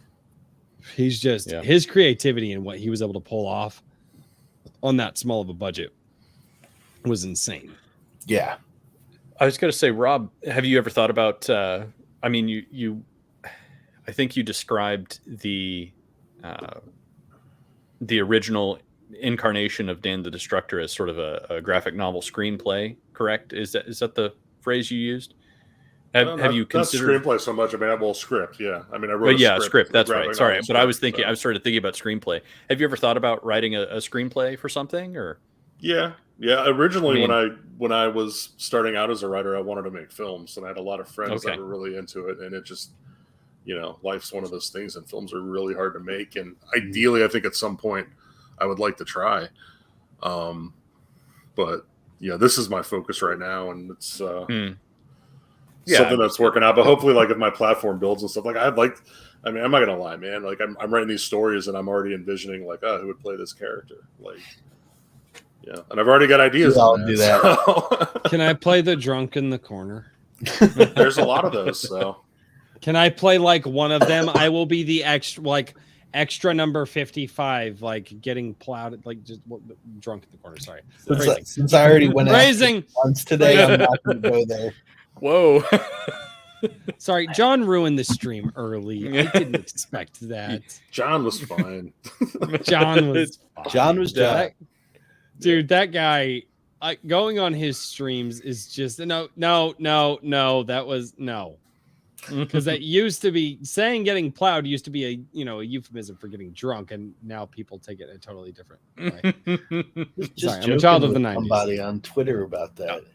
I want to get written in for a decapitation, a side character decapitation, please. There's a lot of those too. So. Yeah, exactly. That would be great. I figure you could work me in. Daniel, any requests? That would be fantastic. It's just like people, like if this grows big enough and people are just like, okay, so like, here's the thing. I don't even have to talk, but just let me get decapitated or let me be this like stupid guy that like falls out of a door that your character just like steps over and walks. Yeah. I'm willing to die in whatever interesting way you need me to. Yeah, like it's funny though. The only character that I can't think of somebody that would be good for it is Dan. So my friend I was actually curious about that. Yeah, my friend said Chris Pratt if you could get him fat again. I mean, he's a barbarian. You do have to have a certain level of physique to pull that off. Well, Dan's not a barbarian. Yeah, he's an office worker. Yeah. Oh, yeah. At least initially, read the books. Yeah, Fenric what makes the story so interesting. So. Yeah, that's right. He's an officer. Well, who the fuck was the guy that played in Office Space? Get that guy. The lead character in Oh, Office Space. Ron Livingston. Yeah. The problem with Dan though is I need somebody that can come into the first story early on and be a bit tubby, but then kind of get really fit by like book 3. So that's the So challenge. basically, you're going to shoot over the course of like a year and a half, and then just make this guy just get extra swole. Oh no, man! I'm going practical effects, just fat suit like Martin Lawrence and that. Right? That's so great, dude. That's so great. Yeah. John A. Douglas down in the chat says, right, epic fantasy. Hail the Iron Age. Hail the Iron Age. What's up? I love how brother? that. I love how Hail from like the Friday Night Tights crowd has just like gone everywhere across the internet. It's so fantastic to see that. The first time somebody dropped Hail in my chat, I was like, holy shit, I'm like Friday Night Tights. It was crazy to no. I'm what makes me very excited about this is to see the enthusiasm that seems to be mounting around everything that we're doing and the networking that is happening as a result of that enthusiasm. So, and you don't need to get specific with anything, but has anybody interesting in your mind reached out to you for networking, purposes? No, not yet. But there are people that are much larger than me that have noticed. And in all honesty, too, like I started when the Iron Age thing, when Razorfist did that video, like, I mean, it was perfect timing for me because my second book had just come out. And that came out maybe within the month that book came out. And I was like, I've been a fan of his for a long time and I really kind of embraced it. And I was getting to know other writers on Twitter since my first book came out in those few months. And I just started doing those. I was doing marketing tweets every day for myself anyway. And then I decided it was one Wednesday. I just decided I'm going to tag in a bunch of people that I feel fit kind of the mold of what this is, that are really hungry, that are passionate, that are doing really interesting, cool things that I'm aware of. And it just kind of kept growing. And yeah, dude, your Wednesday tags are insane. And it really helps too when Razorfist, not every time, but occasionally, like every 2 or 3, he'll just retweet it and that's it. And then they explode. And that's probably helped me more than anything is the few times that he's retweeted it once or twice a month. That just draws a lot more people to it. So, and I'm just, I'm all about trying to sell as many books as I can, but I want to help as many people as possible because this is something I think that's bigger than the 4 of us. I mean, it's just, and that's make a difference with this. And that's something that we've talked about here too. Whatever is happening right now is much bigger than any individual person or almost any small group of people. What's happening right now is insane. But I think Toxic Crusader has a good idea. Petition Elliot Page to play Dan the Destructor. Bad idea. No. Let's add some body armor. Dan. She can play Manny the Goblin Cook. Oh, God. Oh, there goes my stream. YouTube nukes it. Like, what do you mean? Like, you dad named her. You called her a her, and she's not a her. And fuck off, YouTube. I don't care. Well, I think Rob was one of the first people to like tag me in on things on Twitter whenever I was very first, getting things off the ground, and I was just writing all my own articles. It was like very early on that list. Yeah. Yeah. Well, it's like I went to work. I was doing my thing. And then all of a sudden my phone's like, I'm like, geez, what the hell is that? I'm like, so I'm thinking like my wife's trying to call me, like there's an emergency. I open it up. It's like, you've got 20 notifications on Twitter. And I'm like, I don't even have 20 followers on Twitter. What are you talking about? So I open it up and it's one of your tweets that people are just sharing and liking and retweeting and responding to. And I'm just like, I don't know what happened here. Mm-hmm. I was genuinely. Yeah, you got to strike while the iron's hot, man. And, I feel like it was just, I don't know, it was kind of a perfect timing thing. And I was touched. Yeah. No, it's awesome to see that. I think it's always nice whenever, it's just a nice thing for the community, and help.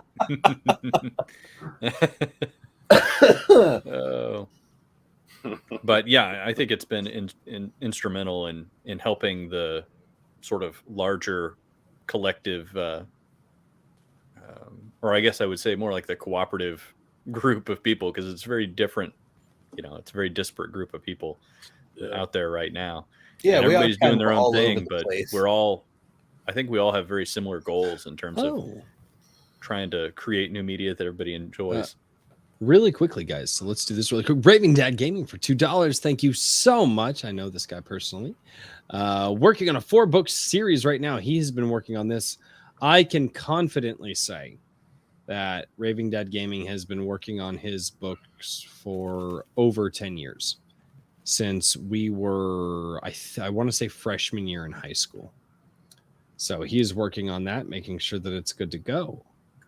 And then we have Paropsis Press. Every Wednesday, I wake up to multiple notifications and I think, what did I do? Then I think, Rob. Exactly. Katie. Hi, Katie. No, yeah, no. And she's not wrong. And she is not wrong at all. She's in my laureate group. That's why I get to do that. Oh, okay. Well, and hopefully I'm not speaking too soon, because obviously we don't know what life is going to have planned out for us in the next week, but hopefully Katie will be joining us next week and she will be our honored guest. So very excited for that one. Now, I think that I think that one of the most surprising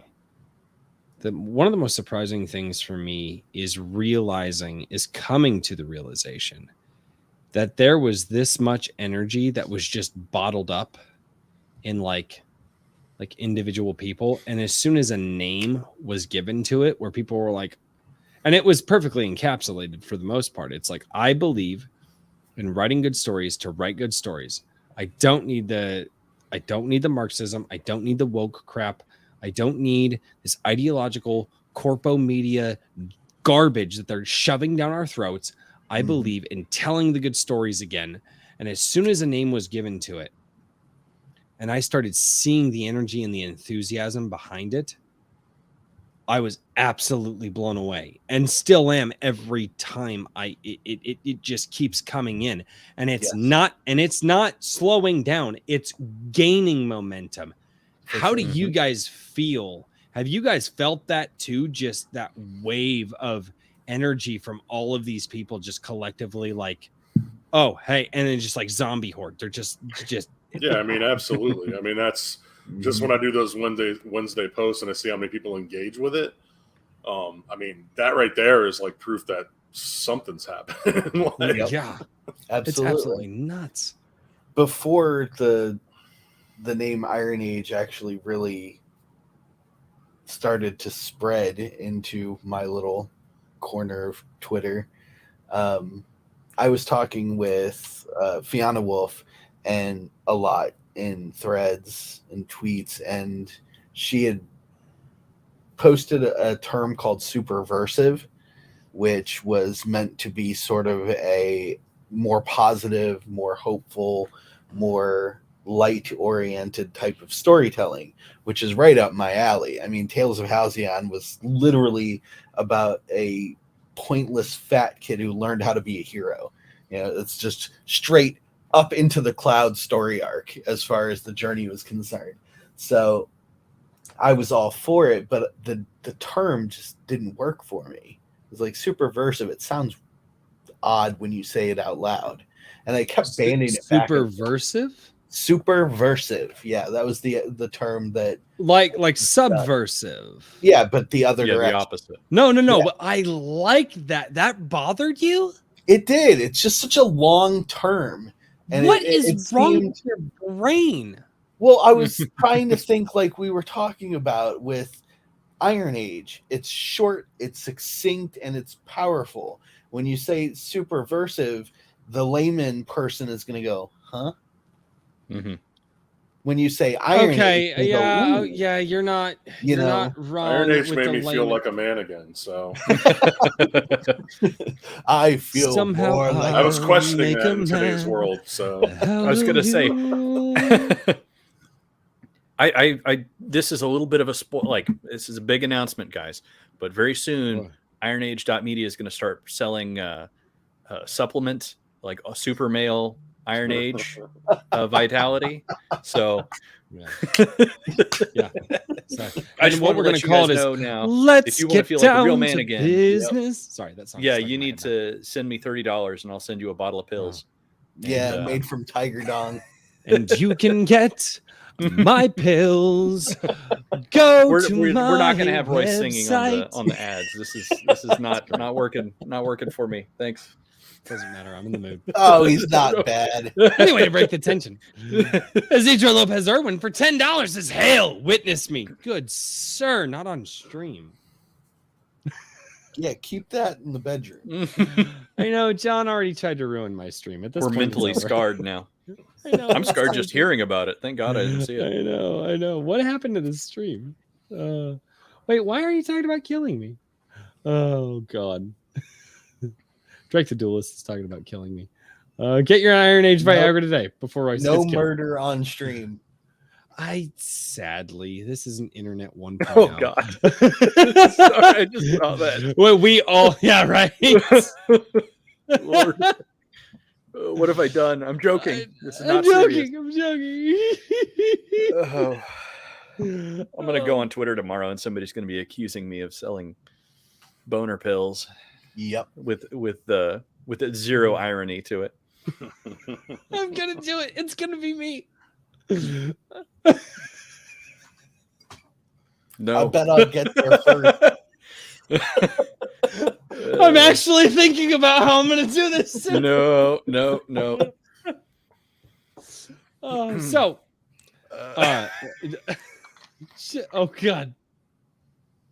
Do you like your media here's Iron Age? here's a gentleman Well. who is here. Sorry, sorry, that joke is going way too far in my head. So let's read super chat. Christian Magrum for $10 says, "Hey, several years old now, but another Iron Age book worth checking out is oh God, why does the chat jump? I hate it when it does that. Is Battle Lines by Jacob I. Walcott." Interesting. Good Battle info. Lines by Jacob I. Walcott. I am writing that down. Or writing it down. I'm typing it into fucking Google. And I, gentlemen, am going to have to take a page out of Rob's book. I'm going to have to go make more room for beer. So do I. Oh man. Oh, I'll you just started sit here it and now. stare You're into the camera for a couple of minutes. You guys go ahead. By I'm what? gonna grab a bucket and just bring it to the table. Gatorade bottle. What does John do to my stream? I blame him for this. Yeah, Road this trip is rules. We have much been- worse than usual.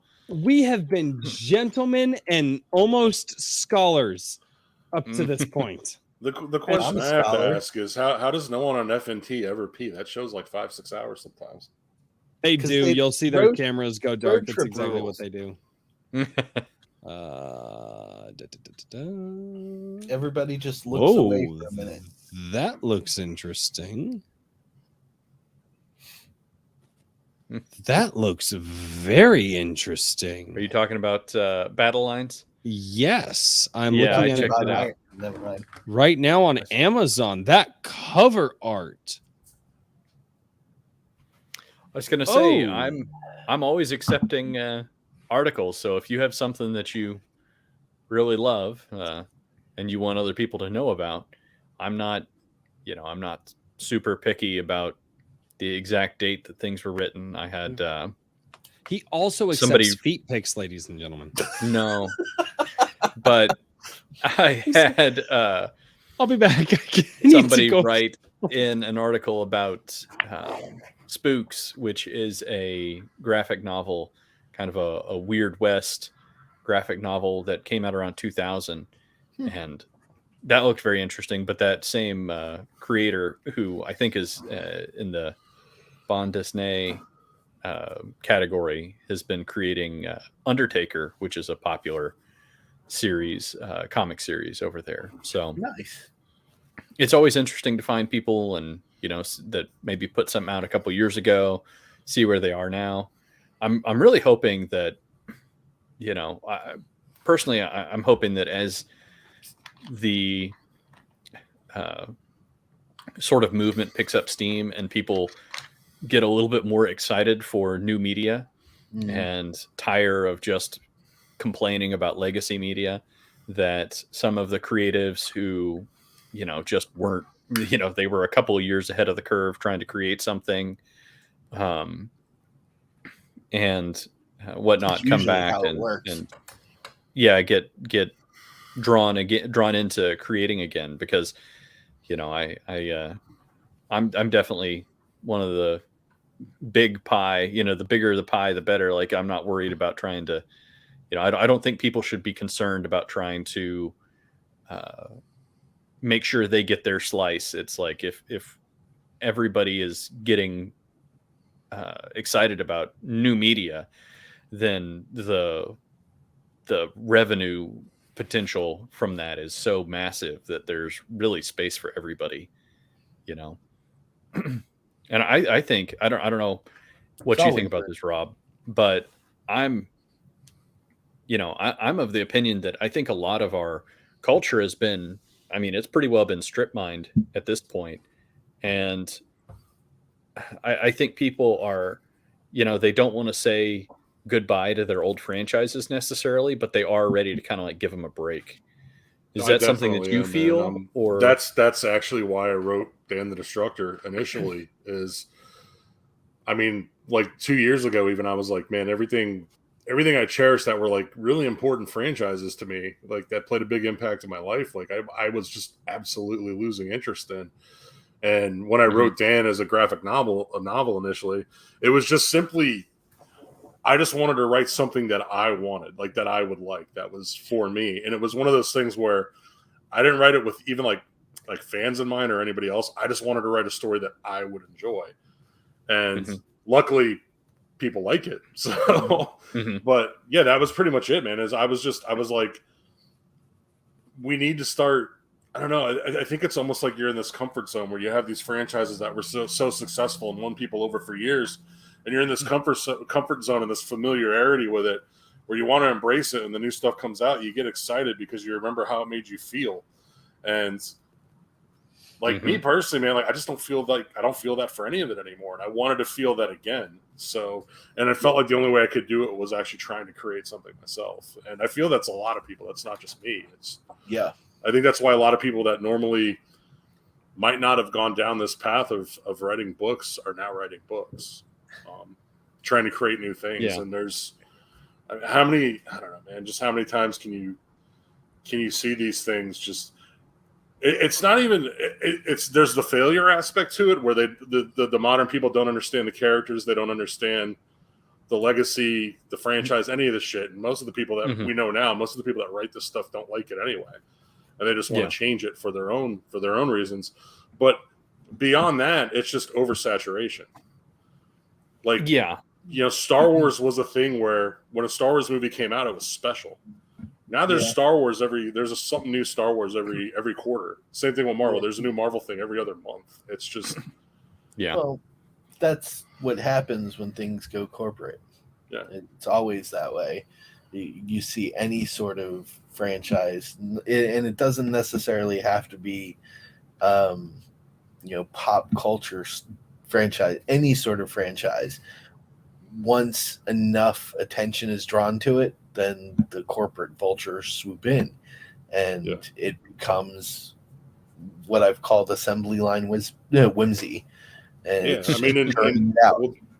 and Disney's turning our childhoods into a monopoly that they own. I mean, it's just and it just turns out, and each story gets progressively more and more bland. But they'll keep making them as long as people keep paying for them. Yeah. But that's changing now. So yeah. And that was sort of the idea with Legacy of Heroes. I wanted to goodnight kiss the MCU and DC for that matter, because while I liked a lot more of the direction the DC movies were trying to go towards, they just refused to pull the trigger to really step out of the MCU's shadow. So, my superhero novel is literally about essentially a Superman who died. His replacement is the main character, and it references a billionaire vigilante hero throughout most of the book. It's basically the big three of DC, and then this new group of kids. And the whole point of doing that was I just wanted to say, let's put this gritty BS to bed, because this is what superheroes are meant to be. Yeah. Mm-hmm. Well, I also, and I think that's, I think one of the problems that has faced sort of modern media is that various corporations realized that they could age up certain franchises and brands away from their kind of their roots, and then they would get a bunch of nostalgia interest. I think, and then it would also be kind of novel to, like, it was not totally novel, but it was more interesting than some of the other things to have, like, you know, really gritty Batman or whatever, because, you know, it's a kid's novel. People remember it from, you know, their childhood, and then whatever. I mean, it's been done before, but it was like, I feel like they found a trick, and then, like so many things, they just drove it right into the ground. But they followed what the progression actually went, and then they just took it to its logical conclusion. Because if you look at for example, the Batman franchise, the earlier Batman movies, the first one was well done in storytelling, but it was campy. You know, it was literally it was Tim Burton. You know, what are you going to do? But then the rest of them were silly, huge, and they were silly, and they were because everybody that in Hollywood was thinking these are comic books. And then we get the Miller period.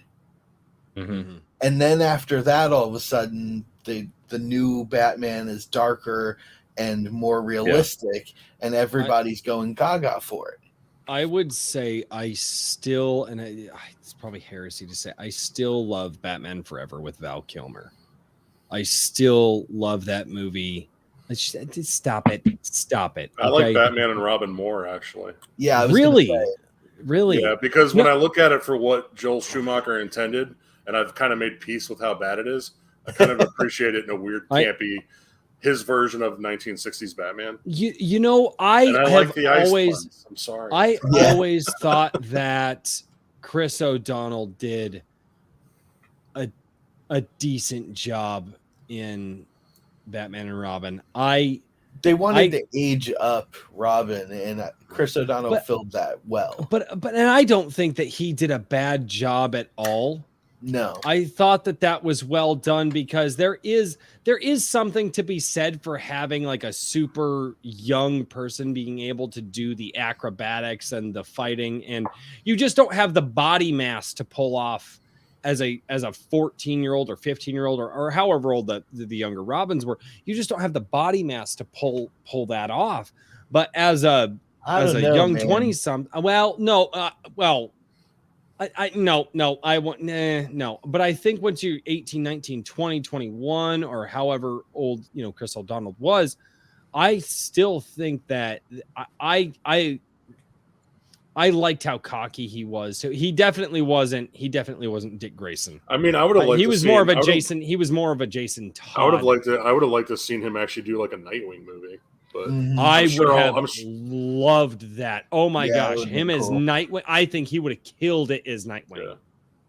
But there's a certain amount of suspension of belief that you have to go into with that sort of thing, because if you think about it, the comic book portrayal of Robin as essentially a prepubescent boy, there's no way he would have been able to do half the crap that he did in combat with supervillains. But all the flippy stuff, I've seen. That's true. You see, look at younger skateboarders. Look at young skateboarders and what young skateboarder, like if you guys are into that scene or know people who are into that scene, go watch these 12 to 16-year-old kids. They're like 5'5". They weigh like 100 pounds soaking wet, maybe. And see what these skateboarders can do. I mean, they come off themselves in insane ways. It's absolutely who was it? It was it wasn't. Oh God, I wish I could remember who it was, but there was an interview that I was watching with a skateboarder, you know, kind of part of the MTV world, you know, came up with Tony Hawk. And he was saying, he goes, you know, we kind of came up at the good time that we came up with. He goes, because to be perfectly honest, with what we were doing back then, a lot of people are like, oh, you guys are pioneers. He goes, we couldn't keep up with these kids nowadays. Mhm. Even when we were in our prime, we couldn't keep up with what these kids are doing.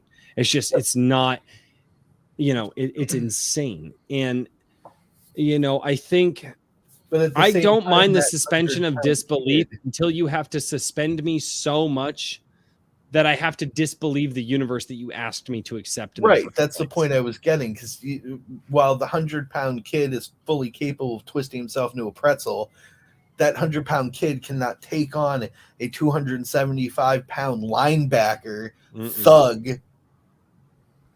who's Yeah. bearing down on him. There's no way that kid could do that Yeah. with There's no. weight classes for a reason. I mean, Yeah, there's no realistic way, even with martial arts involved.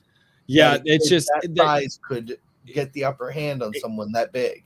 exactly. You have to have a certain amount of force behind the hit, and let's And face I it, think- Yeah, I think they were trying to compensate for that when they wanted to introduce Robin into the movies, and that's why they aged him up to a later teenager, because then he has mass but also flexibility.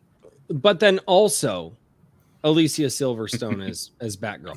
So It was very brief, but we all loved it.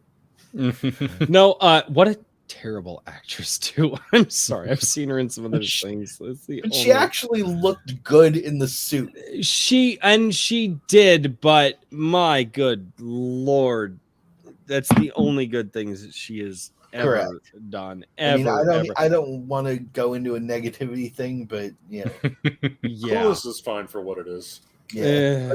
All right, but a Batwoman- question for Rob here from Christian Magram for $5. Rob, did anime influence your Dan the Destructor story at all with the isekai aspect? No, because I didn't know what the word meant until Catherine Francis wrote the review. That As I I said will say earlier, I this. was thinking about Beastmaster too. Oh my god. So here's the thing. I don't like the Beastmaster movies. I don't. Any of them? Ooh, I like the show that they made later. okay, I'll give you that. Yeah, I mean, I still I- like the first movie though. I've The tried first to movie watch was him. So cool. So the Beastmaster, obviously the Beastmaster movie came out when I was a kid, or not the movies, the series came out when I was a kid.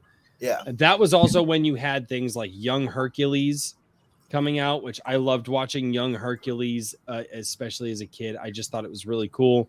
And that was obviously on the tail end of, you know, Hercules, Xena, which I've watched both of those. Kevin Sorbo. Yeah, dude, love Sorbo. Oh, Sorbo. Oh my God.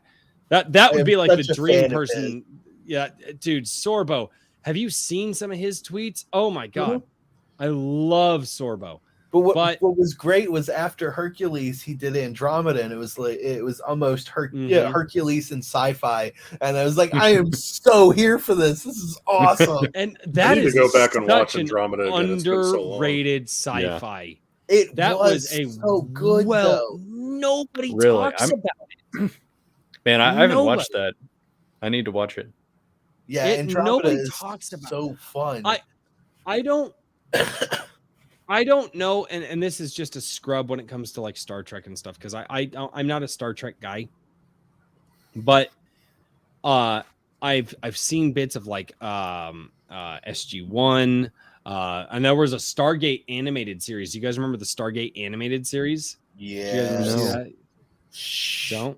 Don't stop crapping on my I know of its childhood. existence. I'm a big Well, fan I guess of you Stargate. know my existence, so at least that's the thing. No, but no, the Andromeda series, I don't know if it would necessarily be in like top tier sci-fi. no, But of course not. man, it's really good, and Sorbo carries it so freaking well. I need to go back and watch it. That was that was a weird era where there was like really good sci-fi TV just in It general. was all coming out of Yeah. Canada too. Yeah, there was just good. It was just, well, I mean, it's the 90s had the 90s is simultaneously overplayed and underplayed. It's overplayed in the areas that it shouldn't be, and it's underplayed in the areas that it should be.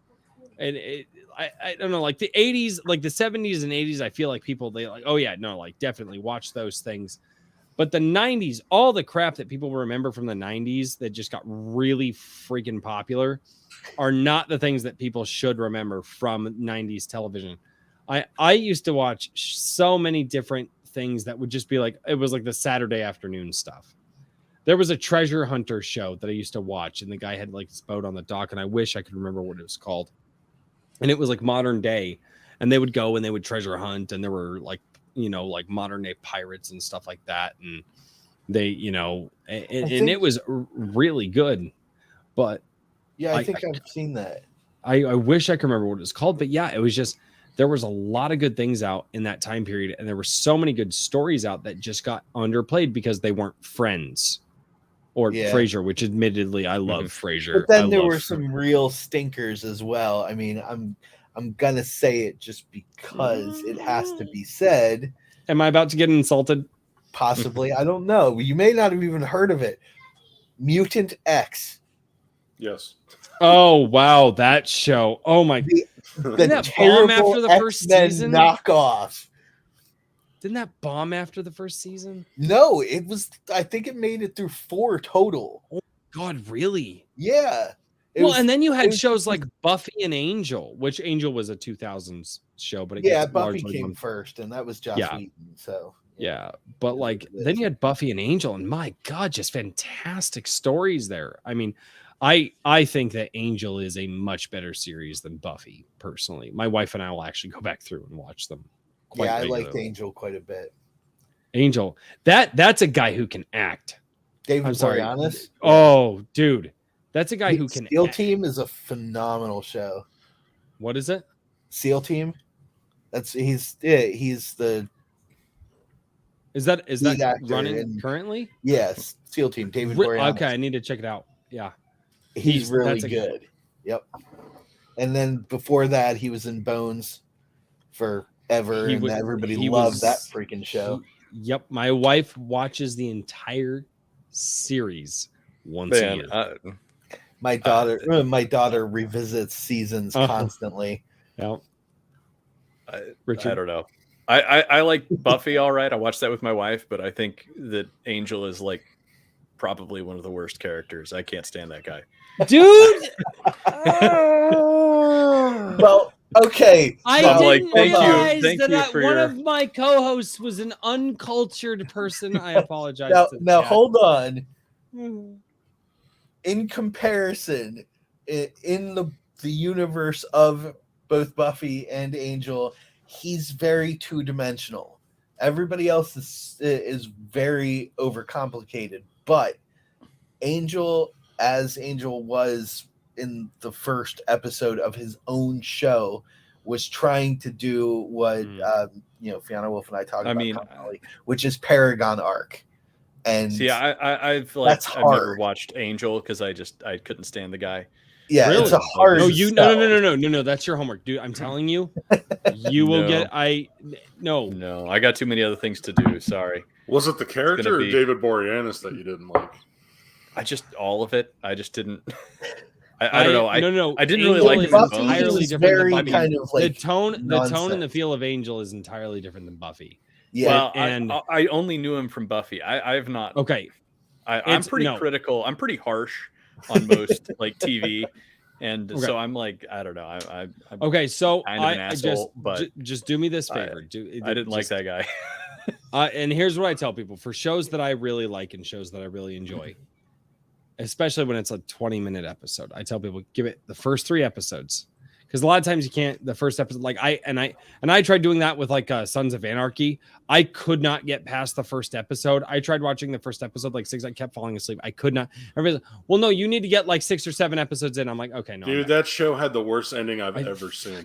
I could not get into that show. But for Angel, was give it the first 3 episodes. Hamlet, right? If after I what? Sons of Anarchy. Well, yeah. It was meant to be a modern retelling of Hamlet, and then they went off the rails. Like the Yeah. writer who created the concept in the first place just went way beyond the ending of Hamlet and decided not to go in that direction. That's where it got all wonky. But yeah. Anyways, on the Iron Age Buffy Media. thing, Spike is the man, and that's all I'm Well, going yeah. to say. Iron Age What? Media put up in our private chat that Galvin Gulata at 9:44 p.m. Thank you for calling me out on my channel. I appreciate you, Iron Age Media. That's why. I'm just You're trying here. to, I saw an interesting idea. You know what would be cool? An Iron Age D&D stream. Authors play as the characters from their universe. Wait. Clarify. Authors play from characters from their universe, like their own stories. That was the way I read it. You guys I are thought it was interesting. interested. Oh, hell yeah. I have to be. Touch base with me after stream. I'm working on things behind the scenes. I hate it when the chat does that. It's like, hey, you should do this thing. And I'm just like, yeah, That's a really good idea. that's great. Yep. Love that idea. I'll play the hell out of the Wizard of what? But no, and it's just seriously, Iron Age Media. Richard, good sir, drinking that lovely mug. You give Angel the first 3 episodes. If after that you say I don't like it, that's fine. I'll put it on it's on my pile now. Don't worry. Dude, I know how big your pile is. That's garbage. It'll be 17 years before you. That's code for Sorry, nope. my Well, wife it's like- has so- like 3 or 4, just series that have multiple seasons that she's like, let's watch this. It's like, yeah, I want to, and I try to sometimes, but the way everything is, it's going to be another 5 years. The challenge I just gave to you. He's still trying. No. The challenge that I just gave to you, because that's what I always say, the first 3 episodes, right? Because that's usually, if I can't get into it after the first 3 episodes, I'm done. I don't care. If you can't hook me in a, and usually it's a 20 minutes. So if you can't hook me in an hour, right? Or 3 hours, because the different formats move differently. Hour-long episodes have a different pacing and so on. But if you can't hook me in the first 3 episodes, I'm done. I don't care. Your shit sucks. Literally what I just did with you, I did with people who were like, I'm not going to watch Supernatural. And I'm like, guys, I tell you what, I've got the first 8 seasons on DVD. And I'll have to buy the rest of them eventually. I don't think you will. I probably will. They go way downhill after like 7 or 8, I think. The first 5 seasons are some of the best television I think that have ever aired. The Supernatural seasons 1 through 5, bar none, are some of the best television that have ever aired, as far as storytelling and character, just period. They wanted to end it at 5, but I think Warner Brothers came back they were trying to end it. They were trying to say it was over, and I think I wonder how much money Warner Brothers put in front of them on that one, because the amount of people that were just like, you need to keep doing this. Then you get like the seasons 6 through like 10 arc, which were not as good as the original story, but it was like the medium, right? It was like, okay, you can see that the writing is changing. After 10, it just loses me. But that's the challenge I gave to people, like, oh, dude, that chick flick show. I'm like, dude, Supernatural's not a chick flick show. And I tell people, give it the first 3 episodes. It's a little bit. It's like a tolerable chick flick. It's a tolerable. No, it is not. The reason that you would say that is because when your wife sees those 2 gentlemen on screen, her ovaries want babies. Like that's when my mother, who is watching the show, looks at me and goes, "Oh, he has bedroom eyes." I'm like, "Mom, no, no!" Like when your mom is telling you that a younger gentleman in television show has bedroom eyes, there's a There's a very obvious reason why women are watching that show. Very obvious reason. Hey, my But mom that's was why- really into Star Trek TNG, and I was like, "Oh, my mom's into Star Trek." And then I noticed she started to make these pleasurable moans whenever Patrick Oh, Stewart Lord. was on TV. And I was like, "Mom," Gosh. she's like, "What?" I'm like, "I'm 7." I'm 7. Yeah. Right. No, it's yeah. No, but that's the thing is I always used to tell people like give it the first 3 episodes. If you don't like it after the first 3 episodes, don't watch it. It's not for you. If a show you're gonna, yeah. in its own right can't hook you in after 3 episodes. And that's the thing that I follow. People tell me you need to check this out. Well, to be honest, like Breaking Bad, for instance, didn't hook me until almost like the second to last episode of the first season. That one took a while, but then when it hooked me, it was when he became Heisenberg. I was like, oh, okay. But that was like episode 9, 10 or something like that. My wife watched Breaking Bad as well. There's a lot of television. You know what show I actually watched recently is an Just anime, give it 10 actually. episodes. Yeah, just give it 10. Oh, sure. Time I don't have. The show Just skip that through I actually, season 1. If you don't want to watch it after season 1, then you're not going to. Yeah. That's see, he's doing the big ask. I'm doing a small. Mm. No, actually, have you guys? I don't know if you guys are anime people at all, and I've gotten more into anime as time has gone on. I don't like And- much of the new stuff. There was one that I watched, which is totally based off of D&D, but I just wanted to check it out because I remember hearing about it. It was Goblin Slayer. Mm. That show. Somebody in chat just mentioned that. Sword Rush. Wow, Swift Sword Rush. Seriously? I have lots of goblins in my books. Wow, that is absolutely hilarious. No, yeah, Goblin Slayer. I checked it out. I like it. I really do. It's the main character, they did and they don't do this very well in a lot of places. The main character is a very stoic lead, silent, stoic, and you experience the world by how other characters around him act around him. And then when that guy gets, Swift Sword Rush, she says the first, wait, is Swift a guy or a girl? It's a guy. My bad. Anyway, so but no, I apologize, Swift. I apologize. I don't know, dude. They've used so many different in the pictures and anyway, I apologize. But no, Goblin Slayer, the first episode is brutal. I would not recommend that show for kids at all. In any way. That's not better. No, it's something I've wanted to watch for a while. Dude, I would, and it's so funny is they totally based it off of D&D, and they do not lean away from it, and it's got some humorous moments, and but dude, the action is really well done. The main character, to experience the main character in that way, the very stoic, silent type, I don't get to see a lot of stories like that anymore. And you don't necessarily see the main character acting. There are sometimes he surprises you with how he acts, with like how brutal he can be, or even how compassionate he can be. But you're more watching the show and seeing how people react to the main character. And that was a very interesting, like, you get a lot of character building from how other people are reacting to this guy. And I just thought that was a hellaciously awesome way to show off your main character. I just don't see a lot of shows that do that. Do you guys have a trope? Huh? It's a video game trope. Mm-hmm. Silent hero is always Yeah. the character you operate, and the world Yeah. moves around them while you operate them.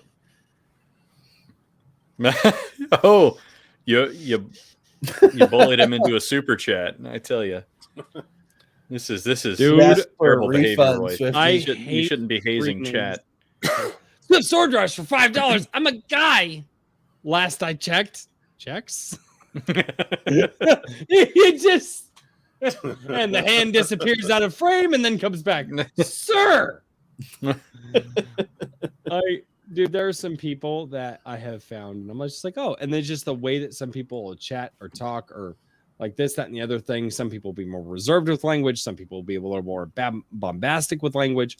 And I have found out that ladies that come to the show are not guys because of just some of the ways that they'll talk. Guys that come on the show, I'm just like, oh, wow, you're just being like really respectful. You just have this idea in the modern day that nobody holds their tongue anymore and everybody just talk.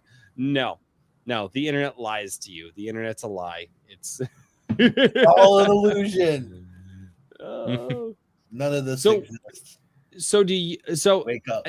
Let me ask that question to you guys. What show do you guys like? I want a show from you guys that has a stoic hero. What's your favorite show with a stoic hero? I'm going to go ahead and pull Daniel here and say I'm excited to hear what you guys have to say first. So you cheaters! You can't look at someone else's homework. I don't know, man. It's like something I have to put thought into. The stoic hero isn't done a lot. It's really not. No, not that. Well, we were just talking about David Boreanaz.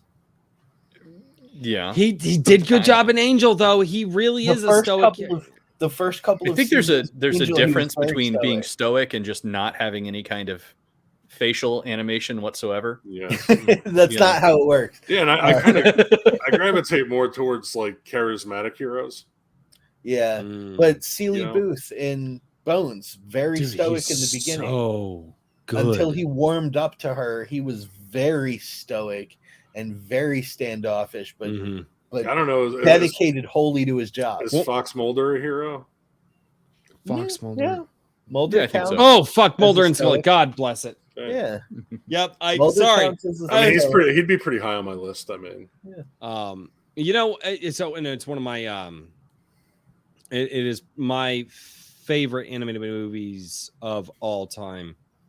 But it was the father in the How to Train Your Dragon movies.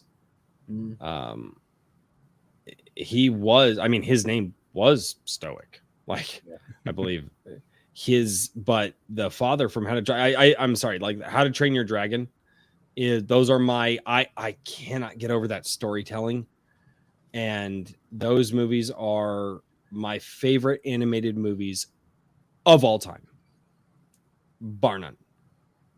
I've still never seen them.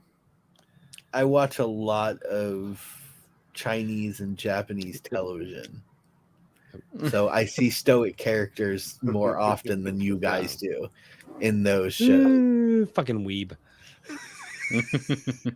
Not how that works. I'm talking about live action television shows. I'm not talking about anime. Well, I just asked what's kind of a show had a stoic character, and all you guys clammed up. Never mind. I mean, I can think of movies all day long, but shows. Yeah, I was going to say there's a lot more stoic characters in movies. Okay, so go for it. It's easier to do them. I mean, the easy one I would say is like the recent Judge Dredd is like the first one I think of that I really enjoyed. That with I know that Carl Urban. Some people, Carl Urban. Yeah, that one was really good. As somebody who is a novice to Judge Dredd, I remember seeing bits and pieces of the other Judge Dredd movie when I was a kid. I'm really glad I watched the Carl. I'm really glad I don't mind the Stallone one either. I mean, I think it's kind of like its own thing. Yeah, it's to me, it's separate from anything else. Judge Dredd, you know what I mean, in terms of like the 3D weeb. It's like the Stallone Judge Dredd is like, it's like the bad thing. It's like all the bad things of '90s action movies done in the most awesome way. So, yeah, I mean, that's what Stallone movies turned into. Yeah, and then he reeled it back in, but then he lost it again. So Demolition Man, come on. Yeah. I have not seen Demolition Man. I mean, I love Cliffhanger just for John Lithgow's terrible accent. Are you kidding me? Do some. And on that note, for $2, Christian Magrum, Arnold in Terminator.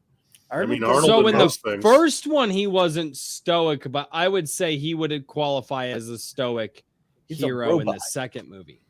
I mean, Arnold in the Conan movies. That counts in my opinion. Yeah, Yeah. The yeah. Terminator movies, it's a fucking robot. He can't Yeah. help but be stoic. It's like Well, no, but in the programmed. first one, he wasn't stoic. Okay, so what are we defining as stoicism? Like, Mhm. I don't think Yeah, I he saw- qualifies because he's the villain in the first. Are there stoic villains? Is that a thing? Yeah. Yeah. Yeah. Oh, Yeah, I'd actually say a lot of villains are stoic. okay. I'm Yeah, an idiot. I love stoic being the is idiot on stream. generally, It's awesome. you know, Sword Rush said Jack O'Neill from Stargate, which I think in the movie actually, yeah, that's pretty is good. true, Mhm. but in the TV series, I kind of feel like he's a little bit too, like, at least later on, he becomes a little bit too flippant. But I mean, he's still stoic, but He starts out that way, though. Yeah, I Yeah, think yeah, the he definitely flippancy starts is out that way. actually I like think I one of kinda- those evolution things where the characters reached a point where they're just so fed up with all the insanity that goes around them Mhm. that making sarcastic comments is the only way to stay sane. Yeah. It's like me at work. He's like, do you yeah. see this cup of coffee right now? This is the only reason you're alive. Hmm. That's how I am at work. Actually, no, my new job is actually pretty cool. No, I'm interested to see where we're going to go with the storytelling, especially involving Iron Age creators. And to be perfectly honest, I would say within 2 to 5 years, we're going to start seeing visual media along the lines of television media, whether it's animated or live action, that's from Iron Age creators using some of the stories from people who are writing right now, who are either noticed or unnoticed right now. What are your predictions for visual media? And I'm not saying topping the charts. I'm not saying, but what I'm saying is the collaboration and the enthusiasm here. I think animators, people who are like, I want to make a movie. I read your book. Let's do something with it. I think 2 to 5 years. What do you guys think? Well, Shad's already got a short film being made with his Mhm. book. So I think Well, With whenever money, that all- gets yeah, done, and whenever that Critical gets done, Drinker, that too. might be, yeah, Critical and Drinker, yeah. whenever those things get done, I think that might be kind of another kind of, powder keg that explodes and kind of spreads outward and gets other people to kind of pick up that ball and run with it, like Razor Fist Video did about Iron Age in general. So Mhm. Well, I mean, there's I'm not sure if you guys were, if you guys caught this, but there was a series, like it was just an animated. It was very short, but it was well done. From the 40K, it was a 40K fan film that came out in little sections, and I'm blanking on what it was. It's one of the other Space Marine factions, but the only thing I can think of is Custodes. But that one like got a bunch of people excited. It was 2 years ago, maybe a year or two ago. But there can be some really excellent animation out there, and This is going to sound. I think that it kind of got shot down by Games Workshop itself. So a lot of these franchises are like allergic to even fan media, which is just incredibly dumb in my opinion. But I think that we've seen a couple of interesting trends just in the past couple of years. One of the things that I sort of noticed that I've been thinking about and talking about some of the actually I saw him in chat earlier with 365 365 entry. Yeah. But I was talking to him about how about 10 years ago, whenever, well, it was probably a little bit more recent than that, but gun tubers were starting to become a thing. And so you had these ex-military guys with just money being kind of like poured onto them. And so they had all these guns. A lot of them had military experience. And they, did a couple of films like the back before it was Black Rifle, it was like Article 15. They had like a movie called Range 15, and it was very comedic, but it was basically just a zombie movie with a bunch of them just burning money, to make a goofy movie where they got to shoot a lot of guns and dress up like zombies. And I think that one of the things that the GunTuber community sort of has a problem with is that they always have issues taking themselves seriously, or they either take themselves not seriously enough, or they take themselves way too seriously. I think that people like Brandon become very Herrera niche. are bridging that divide. I think guys like Brandon Herrera is doing a good job with it, and even Grand Thumb. I always say Grand, but it's a Grand. I know. I don't know why. I always say it when my buddy gives me shit. My buddy has a Grand that was issued back in World War II, so that's really cool. But then that aside, no, I think that there are people out there who, like I said, Brandon Herrera are really bridging the divide between the bombastic and the serious, and making sure that not only is it fun, because guns are fun. If you guys have ever shot before, I mean, they're an absolute blast, and literally. But I think that there are people out there who are starting to become more serious with it, who are starting to show the more educational side of it.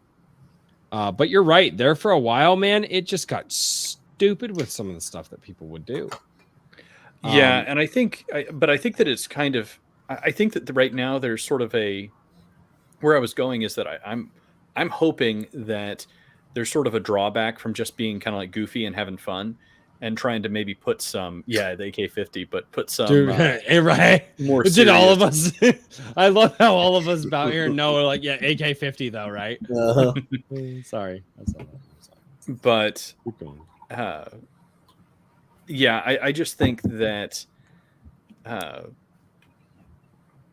there's definitely some interest there, because some of the people around Grand Thumb who he's done some short clips and stuff like that. They've always been a little bit heavy on the comedic side of things, but there's definitely some people that he's worked with who are serious about making more serious film, and I don't necessarily mean like serious in terms of quality, but just serious in terms of tone.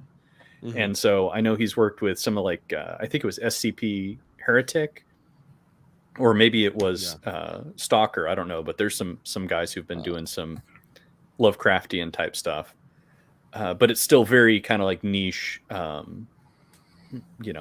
gear guys type of stuff. And I think that I don't know, I'm just hoping that maybe in a year or two there'll be kind of like this marriage of a lot of the kind of money and cinematography on like the GunTube side with some of these more some of these ideas and things that originate outside of the gun community, and hopefully maybe come from like the Iron Age and whatnot. But that's kind of like my wild theory. That Richard, do you and I need to have a gun discussion? Oh, I mean, sure, yeah. Oh. Well, actually, hold on here. If you want to know my opinion here. Hold on. No, wait. Don't show anything. Okay, you're just showing your shirt. I was like, don't. Yeah, there's my that's kind of my opinion on the. So just put in a vending I was going to put a machine. gun on my shelf, but I thought better of it. Yeah, I think you get not on live streams. You specifically, Yeah. It's really hard to do that on live streams.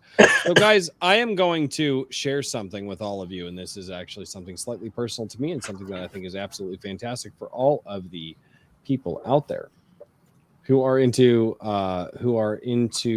guns and concealed carry, and definitely taking care. Check out ivoryholsters.com. ivoryholsters.com does some absolutely fantastic concealed carry holsters for your ENG packs, obviously all that. And I actually own several of these holsters myself. One actually for an airsoft, for my airsoft loadout that I have when I go play airsoft, and the other for a Smith and Wesson that my wife and I have upstairs. And the reason that you guys go, well, boy, he jumped to this really quickly. Well, the reason that I am showing this is because everything that you're seeing here is handcrafted and built in my brother's garage. And my brother has worked on this for years, and I have watched how much he has grown. And so, guys, if you want to support not just me, but my brother as well, and you believe in what we're doing, double mag pouches you can throw on your tack belt, which I actually obviously his upgrade. I actually don't have his new version of his AR mag pouches. I need to get some new versions of them, but all of this here is absolutely fantastic retention, adjustable retention screws on everything. If you guys are into concealed carries, you can do inside the waistband, outside the waistband. He has so many different platforms that you can do, and I will read his about page here really quick because it's my brother and I believe in what he does, and I want to show everybody what he does. Welcome to Ivory Holsters. We're the proud leader in custom Kydex holsters using the very best materials available and fanatical attention to detail during each build. And actually he posts videos of all of that attention to detail on his Instagram and Facebook. Holsters should be comfortable, made for your specific firearm and the way that you want to wear it. We harmonize style, function, comfort, and safety. We work diligently to make each and every holster the very best it can be and make zero compromises on materials or craftsmanship. Even our screws are installed with thread locks, so that way the fit stays impeccably perfect. You won't find a more passionate team anywhere in the industry. Thanks for being our customers, supporters, and sharing our vision to make the world a safer and better place. The Ivory Holsters team, conceal for life. Absolutely. And so, yeah, if you guys are gun guys and you need to get some holsters out there, go to ivoryholsters.com. I had to share that because Richard got on to that topic, and I'm starting to realize, Richard, you and I may have more in common than I initially thought, and it makes me happy because the entire time I thought that you were just thinking I was an absolute blabbering moron, and you were just here to rein me in. No, that's Daniel's job. At least that's what I heard. It's Wait, actually, Daniel, you think I'm a blabbering moron too? No, I love you. You say this. No, Calls me a drunk on Twitter. He's secretly. I was gonna say it's Yes, I do. And it's also not. It's not Daniel tonight. It's Pridley Whiplash, I believe. Pridley Whiplash. Pridely Whiplash. I thought it was Pridely Lord of the Eyebrows. Yeah, that too. No, that was last week. Well, at least I know Yeah, who's they're going to be very making my cross. holsters for the Barbarians of the Storm movie. So, There we go. Dude, spoiler alert: there's firearms. I'm Yeah, so down. Very nice. No, Dan is a He- hell of a marksman. You'll find out in book 2. Spoiler alert. no joke, for even dude. reasons. There are my brother has my nephews out there helping him hand sand and teaching them how to hand sand and build this craft and getting into it. Like he does a great freaking job. I have legitimately, again, this is all airsoft stuff, but I have legitimately slid down the side. I was playing in the mountains in Colorado back when I lived there. I slid down the side of a mountain and had to put my primary airsoft down and go to my secondary, and it was still there. And that was like the airsoft, my airsoft pistol in the holster was grinding against the side of the mountain as I was sliding down it, and I still maintained it in the holster, which I was very, very surprised with. I had to call my brother, and I was like, so remember how I told you I was going to test your stuff? And he's like, yeah. I'm like, so I tested it. And he goes, how did it do? And I'm like, can I be honest with you, brother? Did way better than I thought it was going. Because my job was to break it. That was I wanted to break it without breaking me. And I realized if I wanted to actually break what my brother was doing, I would have to have done something so catastrophically stupid, I would have broken my leg. So I'm like, all right. And Patrick, wait. How do you say Vivalo? How come you didn't buy Rob's books before you invited him on? Well, that's a very, very simple question. Because I'm a poor. Hey, poor people, why don't you buy stuff? I have my beer, and that's what I love. I will send you books, by the way. I am so appreciative that you would do that. I'll trade you. But it's something that I deeply believe in. And it's something, and I did it with an airsoft field. I support these creators means I'm willing to send them money. And it might take me a minute to do it, but I want to back up what I say with a financial contribution. And there are a lot of people in my Gilded right now that are probably semi-irritated with me because they're like, dude, I'm sending you stuff to your email. Like, have you read it? And I'm like, guys, give me some time. I support you. It's not like, it's like what you were talking about, Rob, like all those friends that supported you and then they never checked out your stuff. And well, this is where this mentality comes from. I did the music thing for a long time. And a lot of people, oh, I support you. I support you. I'm like, guys, you wouldn't even share my post on Facebook. Oh, well, I don't check Facebook. You post 10 times a day. What do you mean you don't check Facebook? You know, crap like that. And that's why I tell people it might take me a little bit of time, but it's something that I feel deeply is I support these people means I'm willing to give them my money. I may not have the money today. I will absolutely have the money tomorrow. And tomorrow might take me a few more days than just one, but I will get there. And I support these guys means that I'm going to put money in their pockets and then I'm going to hold the books in my hands and then I'm going to read them and I'm going to review them and all of that. And I'm deeply honored that people are willing to send me their books, but I need to send them. I've got to pay you guys for what you're doing. I have to. I feel that it's something that I've always felt. I'm a capitalist. What can I say? Or am I just too, so. Yeah. Well, I mean, it's also mutually beneficial to a certain degree. I will say Bane has sent us or sent me some ebooks, and I'm trying to, I regret this, but it's my wife. Harvest some reviews and everything else, make them now available. We know who to people. Talk to. So if you want to do an ebook or something like that, I'll definitely put it into the pile of reviewers. But everybody's volunteer, so it's kind of a first come first serve, and it may not always be the most expedient review process. But I'm always happy to try and do that. That's the thing, though, right? Is that we all have the same 24 hours a day, same 7 days a week, and sleep. It's not enough. There's millions of books out there, and there's hundreds of us. Mm-hmm. So it takes time. Hi.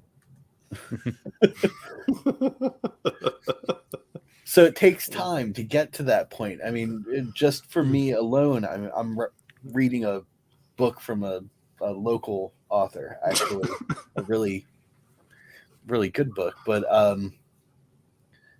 I do, up until these last 2 months, I've been doing one book a month with my author group as well. Ooh, now you're getting called out. Because I'm a poor. Here's the other side of it. Talk to my wife. She's got it. She tells me what I can or can't spend. Well, also though, like from my point of view, like you're a channel, you're starting out, you're poor, and like I like you. I think you're a good guy. I like all you guys, but at the same time, like me offering to like send you this shit, it's just to help you out. It's not. It's no skin off my back, and that's, and I know you want to support me, but you had me on your show. I mean, fuck. I mean, what's more support than that?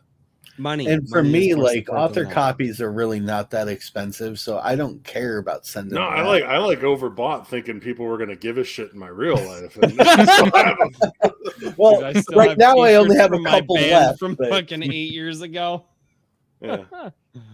I was like, "Hey, your coworker published a book. You want a copy? Where's that fucking report?" All right, well, thanks. Yeah, I've been there. I've fucking. You're like been you're there. you're going over to meet the new neighbor, and you're like, just so you know, if you feel like leaving a review on Amazon, Yeah, here's I have this. my Dude, book.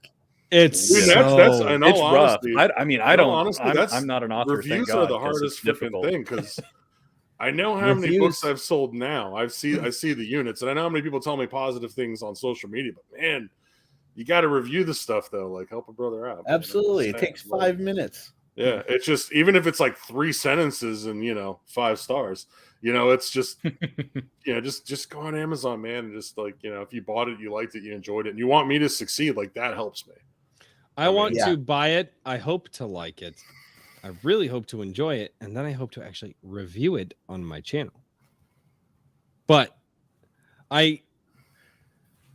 if I'm going to review it on the channel, there's got to be a threshold there, and that threshold is my money.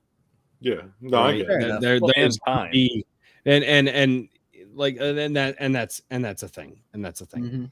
Yeah. And also, No, and like when I DM'd you on Twitter and told you I would just send it to you, but that was just me trying to like help you out, man, because I know, I know the struggle, dude. So, dude, it's but it's not a bad struggle.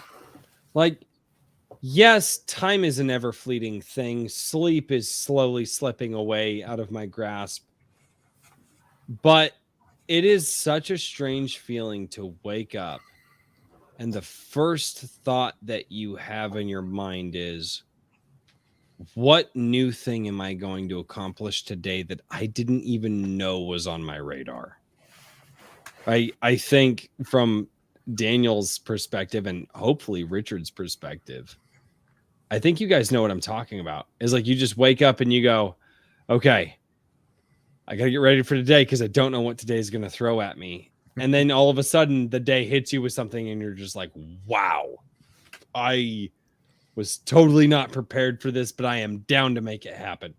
Actually, we have to give a shout out to one of the guys in my group, the 57. It's a men's support group. His name is Redmond Lowe. One of the things that he posts first thing in the morning for him every single day is, where does God want me to go today? And every day I see that, that's the first thought I have. And then immediately afterwards, I think about our show on Fridays and I think about all the stuff that we're doing individually throughout the rest of the week. And I'm like, yep, exactly. One of the things that I do before I record my videos, and as long as I remember, because I'm not perfect in this at all, but I sit down and I say a prayer and I just say, God, just grant me the wisdom and the strength to know how to use my words in the way that they need to be used. And that's just something that I say. And it's just because again, and all of us have said it, Rob, I think you said it, there is something way bigger than just us four here. Bigger than Shadiversity, bigger than the Critical Drinker, bigger than Razor Fist, bigger than the Friday Night Tights crew. There is something there is something that I have not felt in a very long time in a movement. And I was talking with who was it actually? I think it was on one of John De La Rosa's stream about the difference between like Comicsgate and no, it was Mike S. Miller. Or no, wait, it wasn't Mike S. Miller. Anyway, I was talking with somebody who was around during the Comicsgate thing, and they said, no, this is totally different. There's whatever's happening right now here, and everybody's noticing it. Friday Night Tights guys are noticing it. John De La Rosa's noticing it. The Comicsgate guys are noticing it. I'm getting DMs that, hey, just so you know, people are watching your channel. Excuse me? there are things. I mean, Iron Age Media is getting, Richard, what he's doing. People are noticing it. It's insane. Yeah. Mark S. Miller. That's right. Mark S. Miller. Yeah. Hi, Mark. I was up for 20 hours. Everybody's like, dude, you were smashed. I'm like, no, I wasn't. Dude, you were smashed. We saw It was the booze. I literally was awake for 20 hours. And then after I got off of that stream, I sat there and I vibrated for a minute because I had Shadiversity and Mark S. Miller on our first freaking show. But where the hell is Mike tonight? I don't know. I sent him the link. I think he hates Doing me his now, thing. so he's probably away. Well, I mean, he saw Mecca Random's VJJ earlier, so he might still be. Yeah, you got to go. Rocking in a corner somewhere. I didn't realize that. You know how hard it was for me to pull it together before I came on here after seeing that mess? I mean, dude. I saw Internet 1.0. Was it worse than that? Yeah. You remember? Are you old enough to remember Rotten.com? Sir? Oh, dear. Saw many things way too young. Way too young. That wasn't even something I wanted to go to. I dated a girl that every day was like, look at this. Look at this. Oh, Lord. No. Dude, Internet 1.0 was not the good. Not the good. It was something. Everybody, there's too much censorship online now. Maybe. Yeah. Maybe. You know, man, I miss it being the Wild West. Wild West. I don't mind the Wild West, but I will say this. As a parent,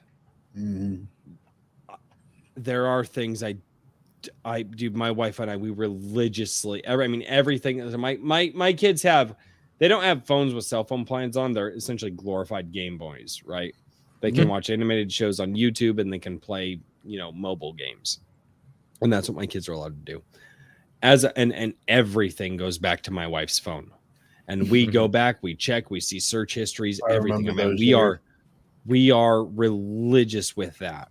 I listen to what's going on. If I walk in the house and I hear something and I'm just like, oh, wait a minute. You're done. Why are you watching this? Because people will disguise adult themed conversations and shows as like kid shows now on YouTube. And it's very nefarious. And so as much as I kind of miss the Wild West days of Internet 1.0, as a parent, I go, maybe not. Maybe not. Because it's hard enough right now with, believe it or not, the censorship of big tech kind of helping me.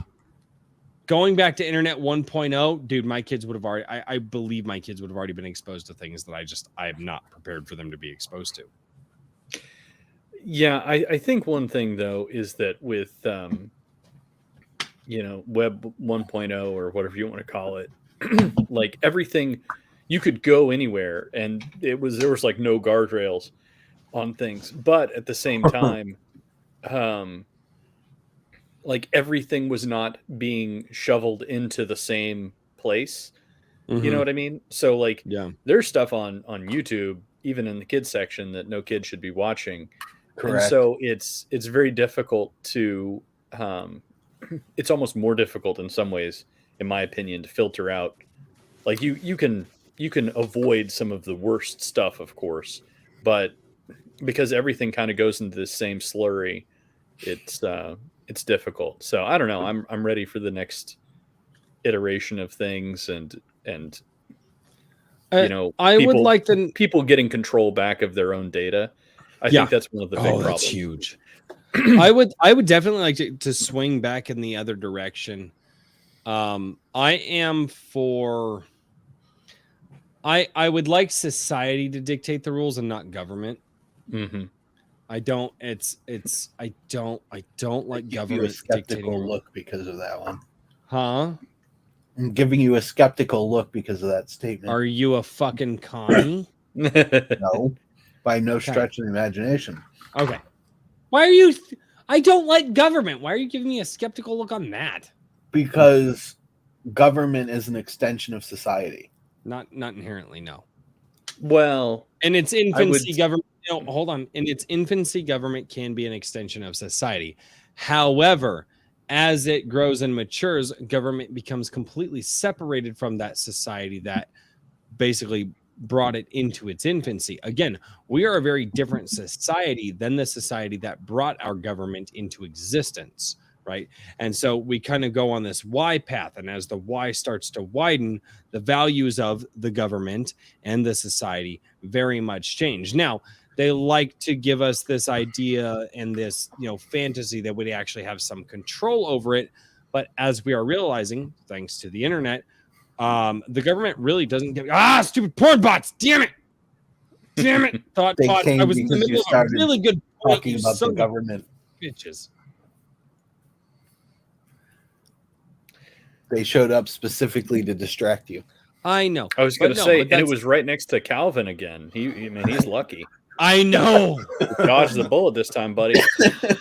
Dodge, Calvin, dodge. He goes, "Don't ban me" when it pops up in streamer. Sorry, I have the YouTube chat pull up. Welcome back, Calvin. It was right for next now. to him. I know he was. Oh, that was great. Tuck and roll, brother. Tuck and roll. Tuck and roll. Tuck and roll.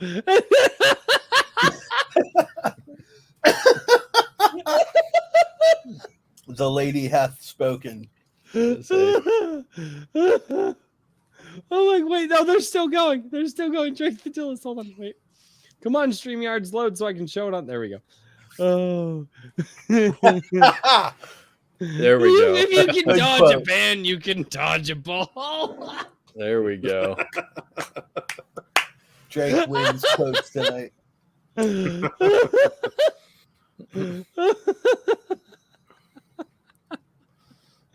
Oh, the chat's going off.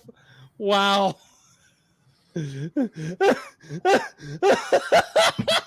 Yes.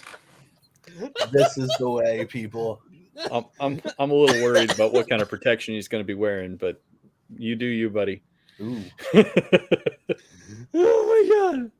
This is the wow. Oh god. Oh no. No.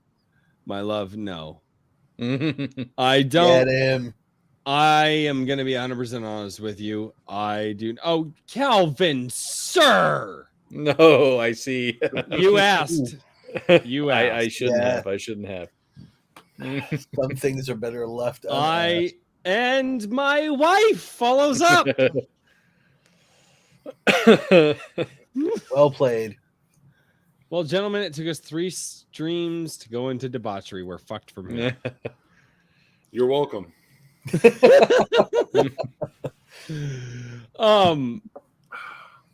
I had an absolute blast with this conversation. I feel like I'm out of topics. The chat is descending into chaos. Oh, we're coming up on 3 hours. We are. Do you And guys? I have been waiting those 3 hours ever since Rob first lit his cigar. It's still My going. brain has just been going, get one. I can help you out there. It's actually I was say you better not start now. Be up for Rob, another would 2 you hours. private message me an online cigar shop? Because man, I haven't had a cigar in a while, and I've been. I'm down. If you can private message me on Twitter a cigar shop that I can hit up, don't judge me. No, I'm sir. laughing at chat. I'm reading chat. Oh wait, what? Which one? Which one you want me to bring up? I don't know if I really want to bring any of them up, but they're It's well. it's amusing. Yeah. Oh god. Hey, crazy. Read and review Rob's. Okay. Hold on. Again. Ladies and gentlemen, to bring you a very special message from A Drink with Crazy. He would like all of you out in the chat to know he's an absolute fucking scrub. The man who runs a YouTube channel and hopes to be successful talking on the internet doesn't quite know how to be, well, successful on the internet. It happens to be that he is an idiot and a poor. And when you combine those two things together, the idiot and the poor become well, an amalgamation of each other, which then turn into absolute and utter chaos, mixed with a little bit of debauchery, while trying to, pull on semi-famous other YouTubers to make sure that his stream is, well, slightly better than what he can make it. So if you would like to know why he hasn't read or reviewed Rob's books, that is just a short explanation for why. And frankly, well, the guy's just kind of a dumbass, so I don't know why you're here anyway. At the same time, you've got 4 kids. Kids are expensive. I do. Well, I had to put all of my knowledge somewhere.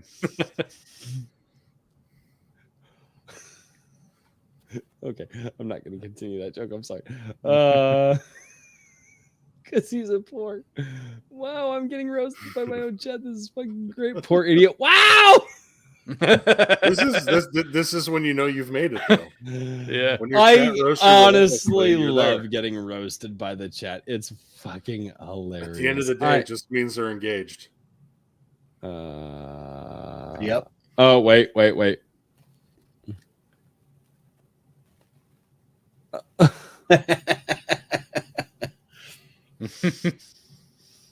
Yeah. No, buddy. Okay, I do have to go to. I probably have to cut this because my boy is trying to go to bed and his room is literally right there. So he's been upstairs all night, and the lovely matriarch of the house is telling me to shut the fuck up. So, with that being said, we will start with the fuck down. Shut it the fuck down. So with that being said, we will start our goodbyes for the evening with Rob Rhymes of Talking Pulp Press. Good sir, you are doing a fantastic job, and thank you so much for coming on. We will have you on again. So I mean, this was a lot of fun. So it's the first one of these things I've ever done. So, well, need to come back for another. I don't understand my you wife. Popped my cherry, Royce. You popped it so hard. Sir.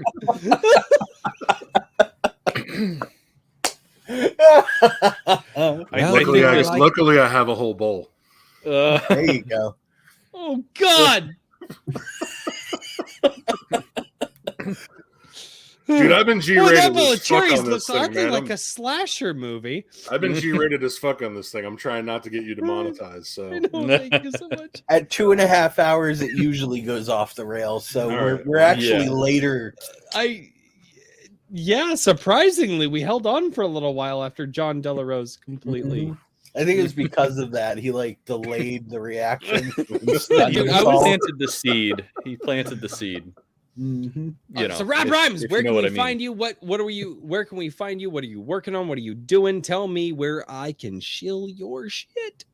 I mean, I sent you guys a bunch of links, so and I posted all of those in the chat. I'm moderately inebriated now, so I am not. So am I this time. I am not. Well, yeah, because you guys drink whiskey. I am not close to moderately inebriated. I mean, that's the difference between an alcoholic and a drunk, people. The best thing you can do is I'm fucking Irish. I mean, the best thing you can do is just follow me on Twitter. To talk like an Irishman, you better learn to do it right, little lad. Well, it had to be hard over Rob.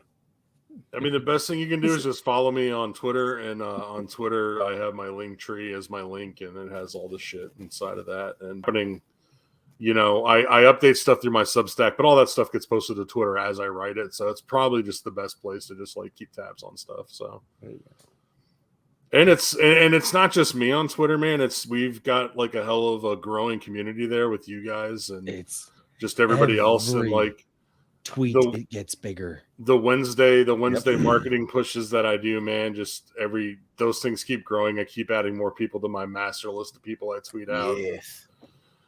There's not been a single person that's been like, fuck you, stop promoting me. No, it's I think even the big guys are shouting you out. Thank you. I mean, the big guys are like, thank you for, which again, the fact that they know who I am is just baffling to me. It's kind of fucking humbling too, and it also kind of makes me it's motivating. It makes me feel good, I'm doing something that's at least reaching those guys at that level too, to where they're taking notice of it. And I mean, they probably don't need my help, but they're still appreciative of it. So It's like, I mean, you know, That's but they're what- also guys I think that see the bigger picture like we do, and it's something that's bigger than that's what just us here. separates this So, from the Well, other stuff that kind of goes on. and yeah. that's the thing too, is it's you think, why are Richard and I getting mentioned on Razor Fist and Shadiversity and some of these other that, and Daniel's right. There's something happening here that is connecting the large creators with the small creators.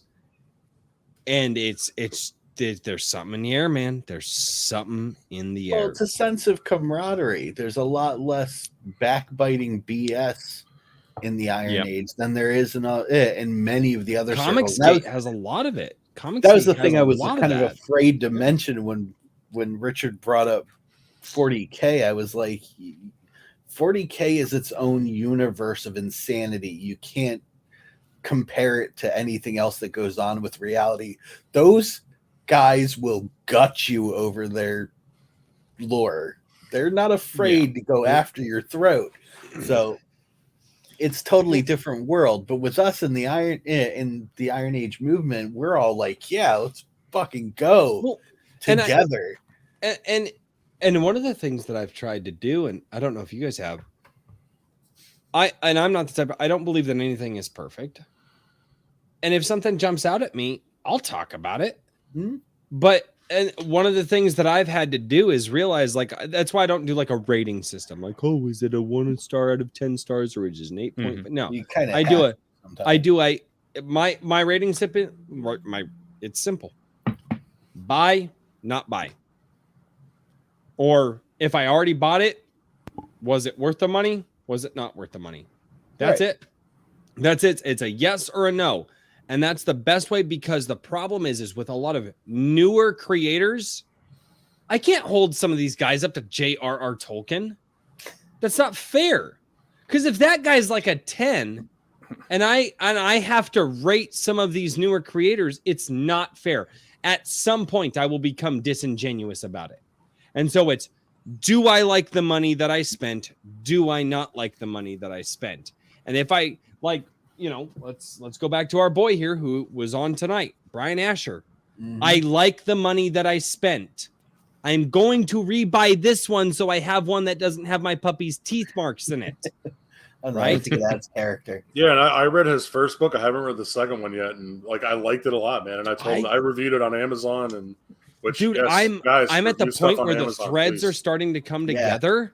The way that he did that, the subtle way that he started bringing the threads together, because he doesn't get into that until like 3/4 of the way through the book. Mm-hmm. He does a really good job with that.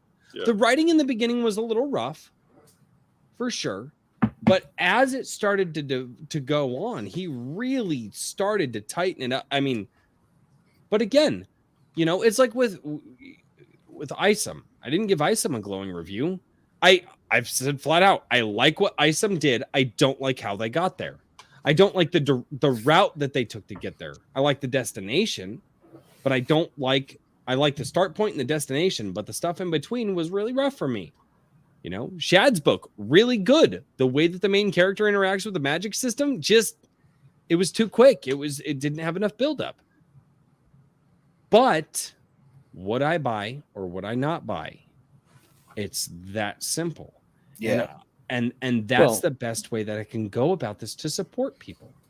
Well, I hope when you read Dan the Destructor, you want to read the other books. So, because I think they actually, each one gets kind of better. I think the third one, which is more or less a prequel, but you shouldn't read it first. I think it's one of the best things I've ever written in that book. So I'm not going to say what it is. I'll see what, there's 6 different short stories. So the people I know that have read it, I'm gauging like, hey, what did you like the best? And sir, I will review it. Yeah. Yeah. I think, sorry, go ahead. Yeah. When I do review videos and when I do review things that people have asked me to read, I go about the process as fair and direct as possible while being positive, even in criticism, because it may be hard to take for some, but criticism is the pointing out of flaws. It's a way to refine your craft. And I think all of us that do write things that go anywhere, if you're keeping it in your, room and never showing it to anybody, fine. You can write however you want. But any of us that put anything out in public, be it on websites or in published format, need to know these things, because those are the points that you should spend your time growing stronger in order to make an overall better book every single book you put out. And like Rob said, one of the best stories he wrote in the third one. That's how it works. Every progressive book you write is better than the last. But we don't know that without your feedback from the readers. So as Rob said, and in all honesty too, man, that's the feedback is really it's harder. You write a book, it's hard enough to get people to see it and then eventually buy it. It's even harder, man, to get feedback and to get reviews and like that's the stuff that helps the most. Like hated it. F you. Yeah. But at the same time, like if someone comes out and it's completely negative, but there's nothing constructive in there for me to take away from it, I kind of just it's just it is what it is. Yeah. Like help me. But it would be nice to know why they hated it. Yeah. Well, and it's one of the cool things about discovering what's going on with the YouTube. I know the chat's going fucking crazy. I know there's the amount of shit but for the record, that's my former roommate. Oh, okay. Okay, there's some inside baseball. I figured might add a little more context. But that might add a little more context. So we had Rob say, I'll just say this. That's one thing about doing the YouTube thing is that's why I lean so heavily into the Iron Age stuff, is because I might get a lot of comments on other videos, but I don't get feedback on other videos. I get a lot of, I really like this video. Yeah. But the feedback when people come in and they go, keep doing this. Mm-hmm. There might not be as many comments, but there are a multitude more comments of saying, keep doing this versus just, hey, I'm commenting on your opinion that you made. Mm-hmm. That's okay. I'm going to lean into this kind of. All right. So Rob, you had a chance to say goodbye. You're smoking a cigar. Dude, send me a website, please. God, I want one so bad. Yeah. So staring longingly at it. Oh my Just God. DM me tomorrow. All right. I might forget. I think I will go cattywampus now. Richard from Iron Age Media. Good sir. What do you have to shill? What do you have to say goodnight to the people with? Well, as always, the number one thing is ironage.media. That's the website that I've been building and growing and, trying to expand. And I feel like, if I look back at what it was a month ago, that made some pretty good progress. And I'm going to try to keep moving in that direction with more content more frequently from even more people. And as always, if you are working on something or you have something that you love that, is indie or at least, fairly small and is new IP, then I'd love to hear about it. And please reach out to me. I also just this week, or actually just today, put out the first video on the YouTube channel. Do I have a link for that I can probably share? not. I'm not even sure what because I don't have like an actual name. It's some kind of jumble of numbers, still. Yep. So I'll send you a link, but don't worry about it. I subscribe to it. Thank you. That's very generous. I didn't even know you did that. I saw it pop up on Twitter. Yeah, I tweeted about it. That's it. And I put it on locals. I also have a locals. I'll be working on that. Yeah. So we'll some more. There'll be more content coming in various places, but I'm just going to keep scaling. So keep your eyes peeled for new things there. And just like I said, reach out if you got something and let me know about it. I'm only one guy, but trying to keep up and keep moving as quick as I can. Thank you, TJ. Hey, TJ. Greatly appreciated. Yeah, thank you. Well, Mr. Pridely Whiplash down there. No, Lord of the Eyebrows. Lord of the Eyebrows, Pridely Whiplash. I'm Pridely never gonna let Lord you of the forget that. Eyebrows, I Whiplash. know. Yeah, The Whiplash, Lord of the Whiplash eyebrows. dude, that's perfect. Yeah. Yeah. We need to grow out I the was like about long, to do flowing it. white. You son of a bitch! I was about to do it. I was right there. So, Mr. tonight's Daniel P. clip. Riley, what are you doing this week? What you got coming up? What are you focusing on? Oh, I'm And how do focusing you say on goodbye to the people? the Tales of Halcyon Reforge, like I tweeted about earlier. I've been going through each chapter, applying what I know now to what I wrote back then to make the story that little bit better, while I have a couple of artists working on some pretty pictures for me to put it together. King of the Nerds. I am not even close. I wish I could be. I'm not even close. We'll get there. Like I said at the beginning of the stream, my Gumroad link Hey, what, to Legacy of sir? Heroes. Sir, hold the book up again. Do No. it slower. Fine. Make the shill attaboy. Give it to me. There we go. I was gonna say, make The sure it's not Gumroad reflecting. link. There you go. For the stream tonight, There you go. promo code Iron Age Wait, gets you. I was gonna say, and here's another $1.99. fine work from Mr. Whiplash. Yes, Eyebrow that one's whiplash. actually Whiplash that one is eyebrow. more on par with what And Rob's these. done than Get these. There we go. Legacy Good job. Heroes is. I Now that's some love the skill. simplistic colors. Yep. That is some skill. Holy shit! I You know who love my that. Yeah, the cover style. artist I is? really like the style of these a lot. They Ooh. pop. You know who my cover artist is? Who? Me. Yeah, there we Oh. go. Oh, Because artists flake out on me, I said, "Fuck it, I'm Yes. doing my own covers." Simple is good, man. Give 'em here, Doc. peasants! Do you know who did my drawings? Who? Me, you silly peasants! What the fuck are you talking about? I was gonna Hire do one my of own you maps. to do my drawings. I was gonna do my own maps too, but I was like, "Man, this shit's hard." Yeah. Yeah, that is No, I get it. difficult. You know, go back and be peasants. I'll do all my own work. I can't trust any of you. One more Forward. thing. The shirt was actually designed by an indie creator, goes by Duality of Han on Twitter. It's my favorite shirt. Interesting. Just say you got to embiggen him here. Hold on here. Wait, We are not in seeing- big Speaking in, of sir. which, I I have like shirts available. Very nice. Oh. Yes, and Ooh. talkingpulp.com. Or wait, what was it? I like Sir, I want that on a placard that I can hang behind me. Yeah. I can reach out and see if she can put something together for you. Yeah, so I have the 4 rules of gun safety back here, obviously, because everybody who is responsible with firearms should have the 4 rules of gun safety on their wall. If you are responsible with firearms and you are a parent, you should absolutely have a poster of the 4 rules of gun safety, and your children should recite it after the Pledge of Allegiance every day. True.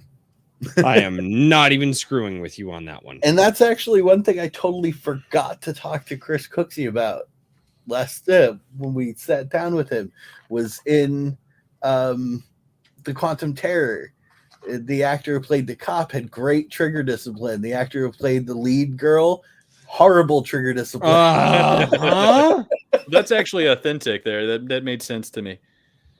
Actually, Yeah. that could make sense. Actually, that It did. could. It was but a really cool detail that I totally forgot to say on the stream. he really focused on a lot of detail in that. So, ladies and gentlemen, we're gonna do this fun little thing where I play the outro and everybody else sits here and we bullshit for a minute while the outro goes, because apparently it's really fun. So, ladies and gentlemen, thank you so much for checking out A Drink with Crazy. I look forward to seeing all of you next time right here. Don't forget to check us out next Friday on Iron Age Nights, where we have Good Props night, as everybody. Press. Good night, Have a good one. everybody. Here we go.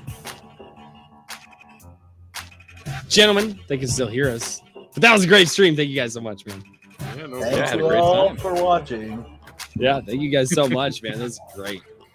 I love it. This is growing into something bigger than I thought it was going to. It's amazing. Everything that we get to do on these Friday nights is amazing. It's fantastic, man. It's just the good night, everybody. Good night. Good night, man. And try not to Good get night. banned next time, okay? Yeah, don't get banned. Well, Yeah, that's that what was happens your when you fault, hang out buddy. next to thought bots. If you Yeah, hang out by exactly. thought bots, I will ban you. Dodge the bots. Dodge the bots. I felt so bad about that. I was like, no. Oh man, that was a terrible thing to happen. Yeah, but everything's right in the world again. That's okay. Yeah. No, All right. no, it's fine. It's fine. As long as they keep, just as long as he doesn't have like that thought stank on him, Oh, Like, thought stank is bad. Get rid of that. Oh. that does not need to be the last thing that anybody hears on this show. Why not? That's fine. Find out next week if I get banned. Yeah, stay tuned. It'll be a Stream was cliffhanger. crazy where we talk about Who will bots. get banned by We should do accident? it. Tune in to find out. Last time on Iron Age Nights, I mean, that should be the Calvin meme. touched a thought bot and got banned for it. He should just get banned and unbanned every week. That should be the meme. There you go, man. Man. That was a pain in my ass. I don't want to do that again. Dark Side All right. Boys. Good night, everybody. Ladies and gentlemen, good night. Good night. Peace out.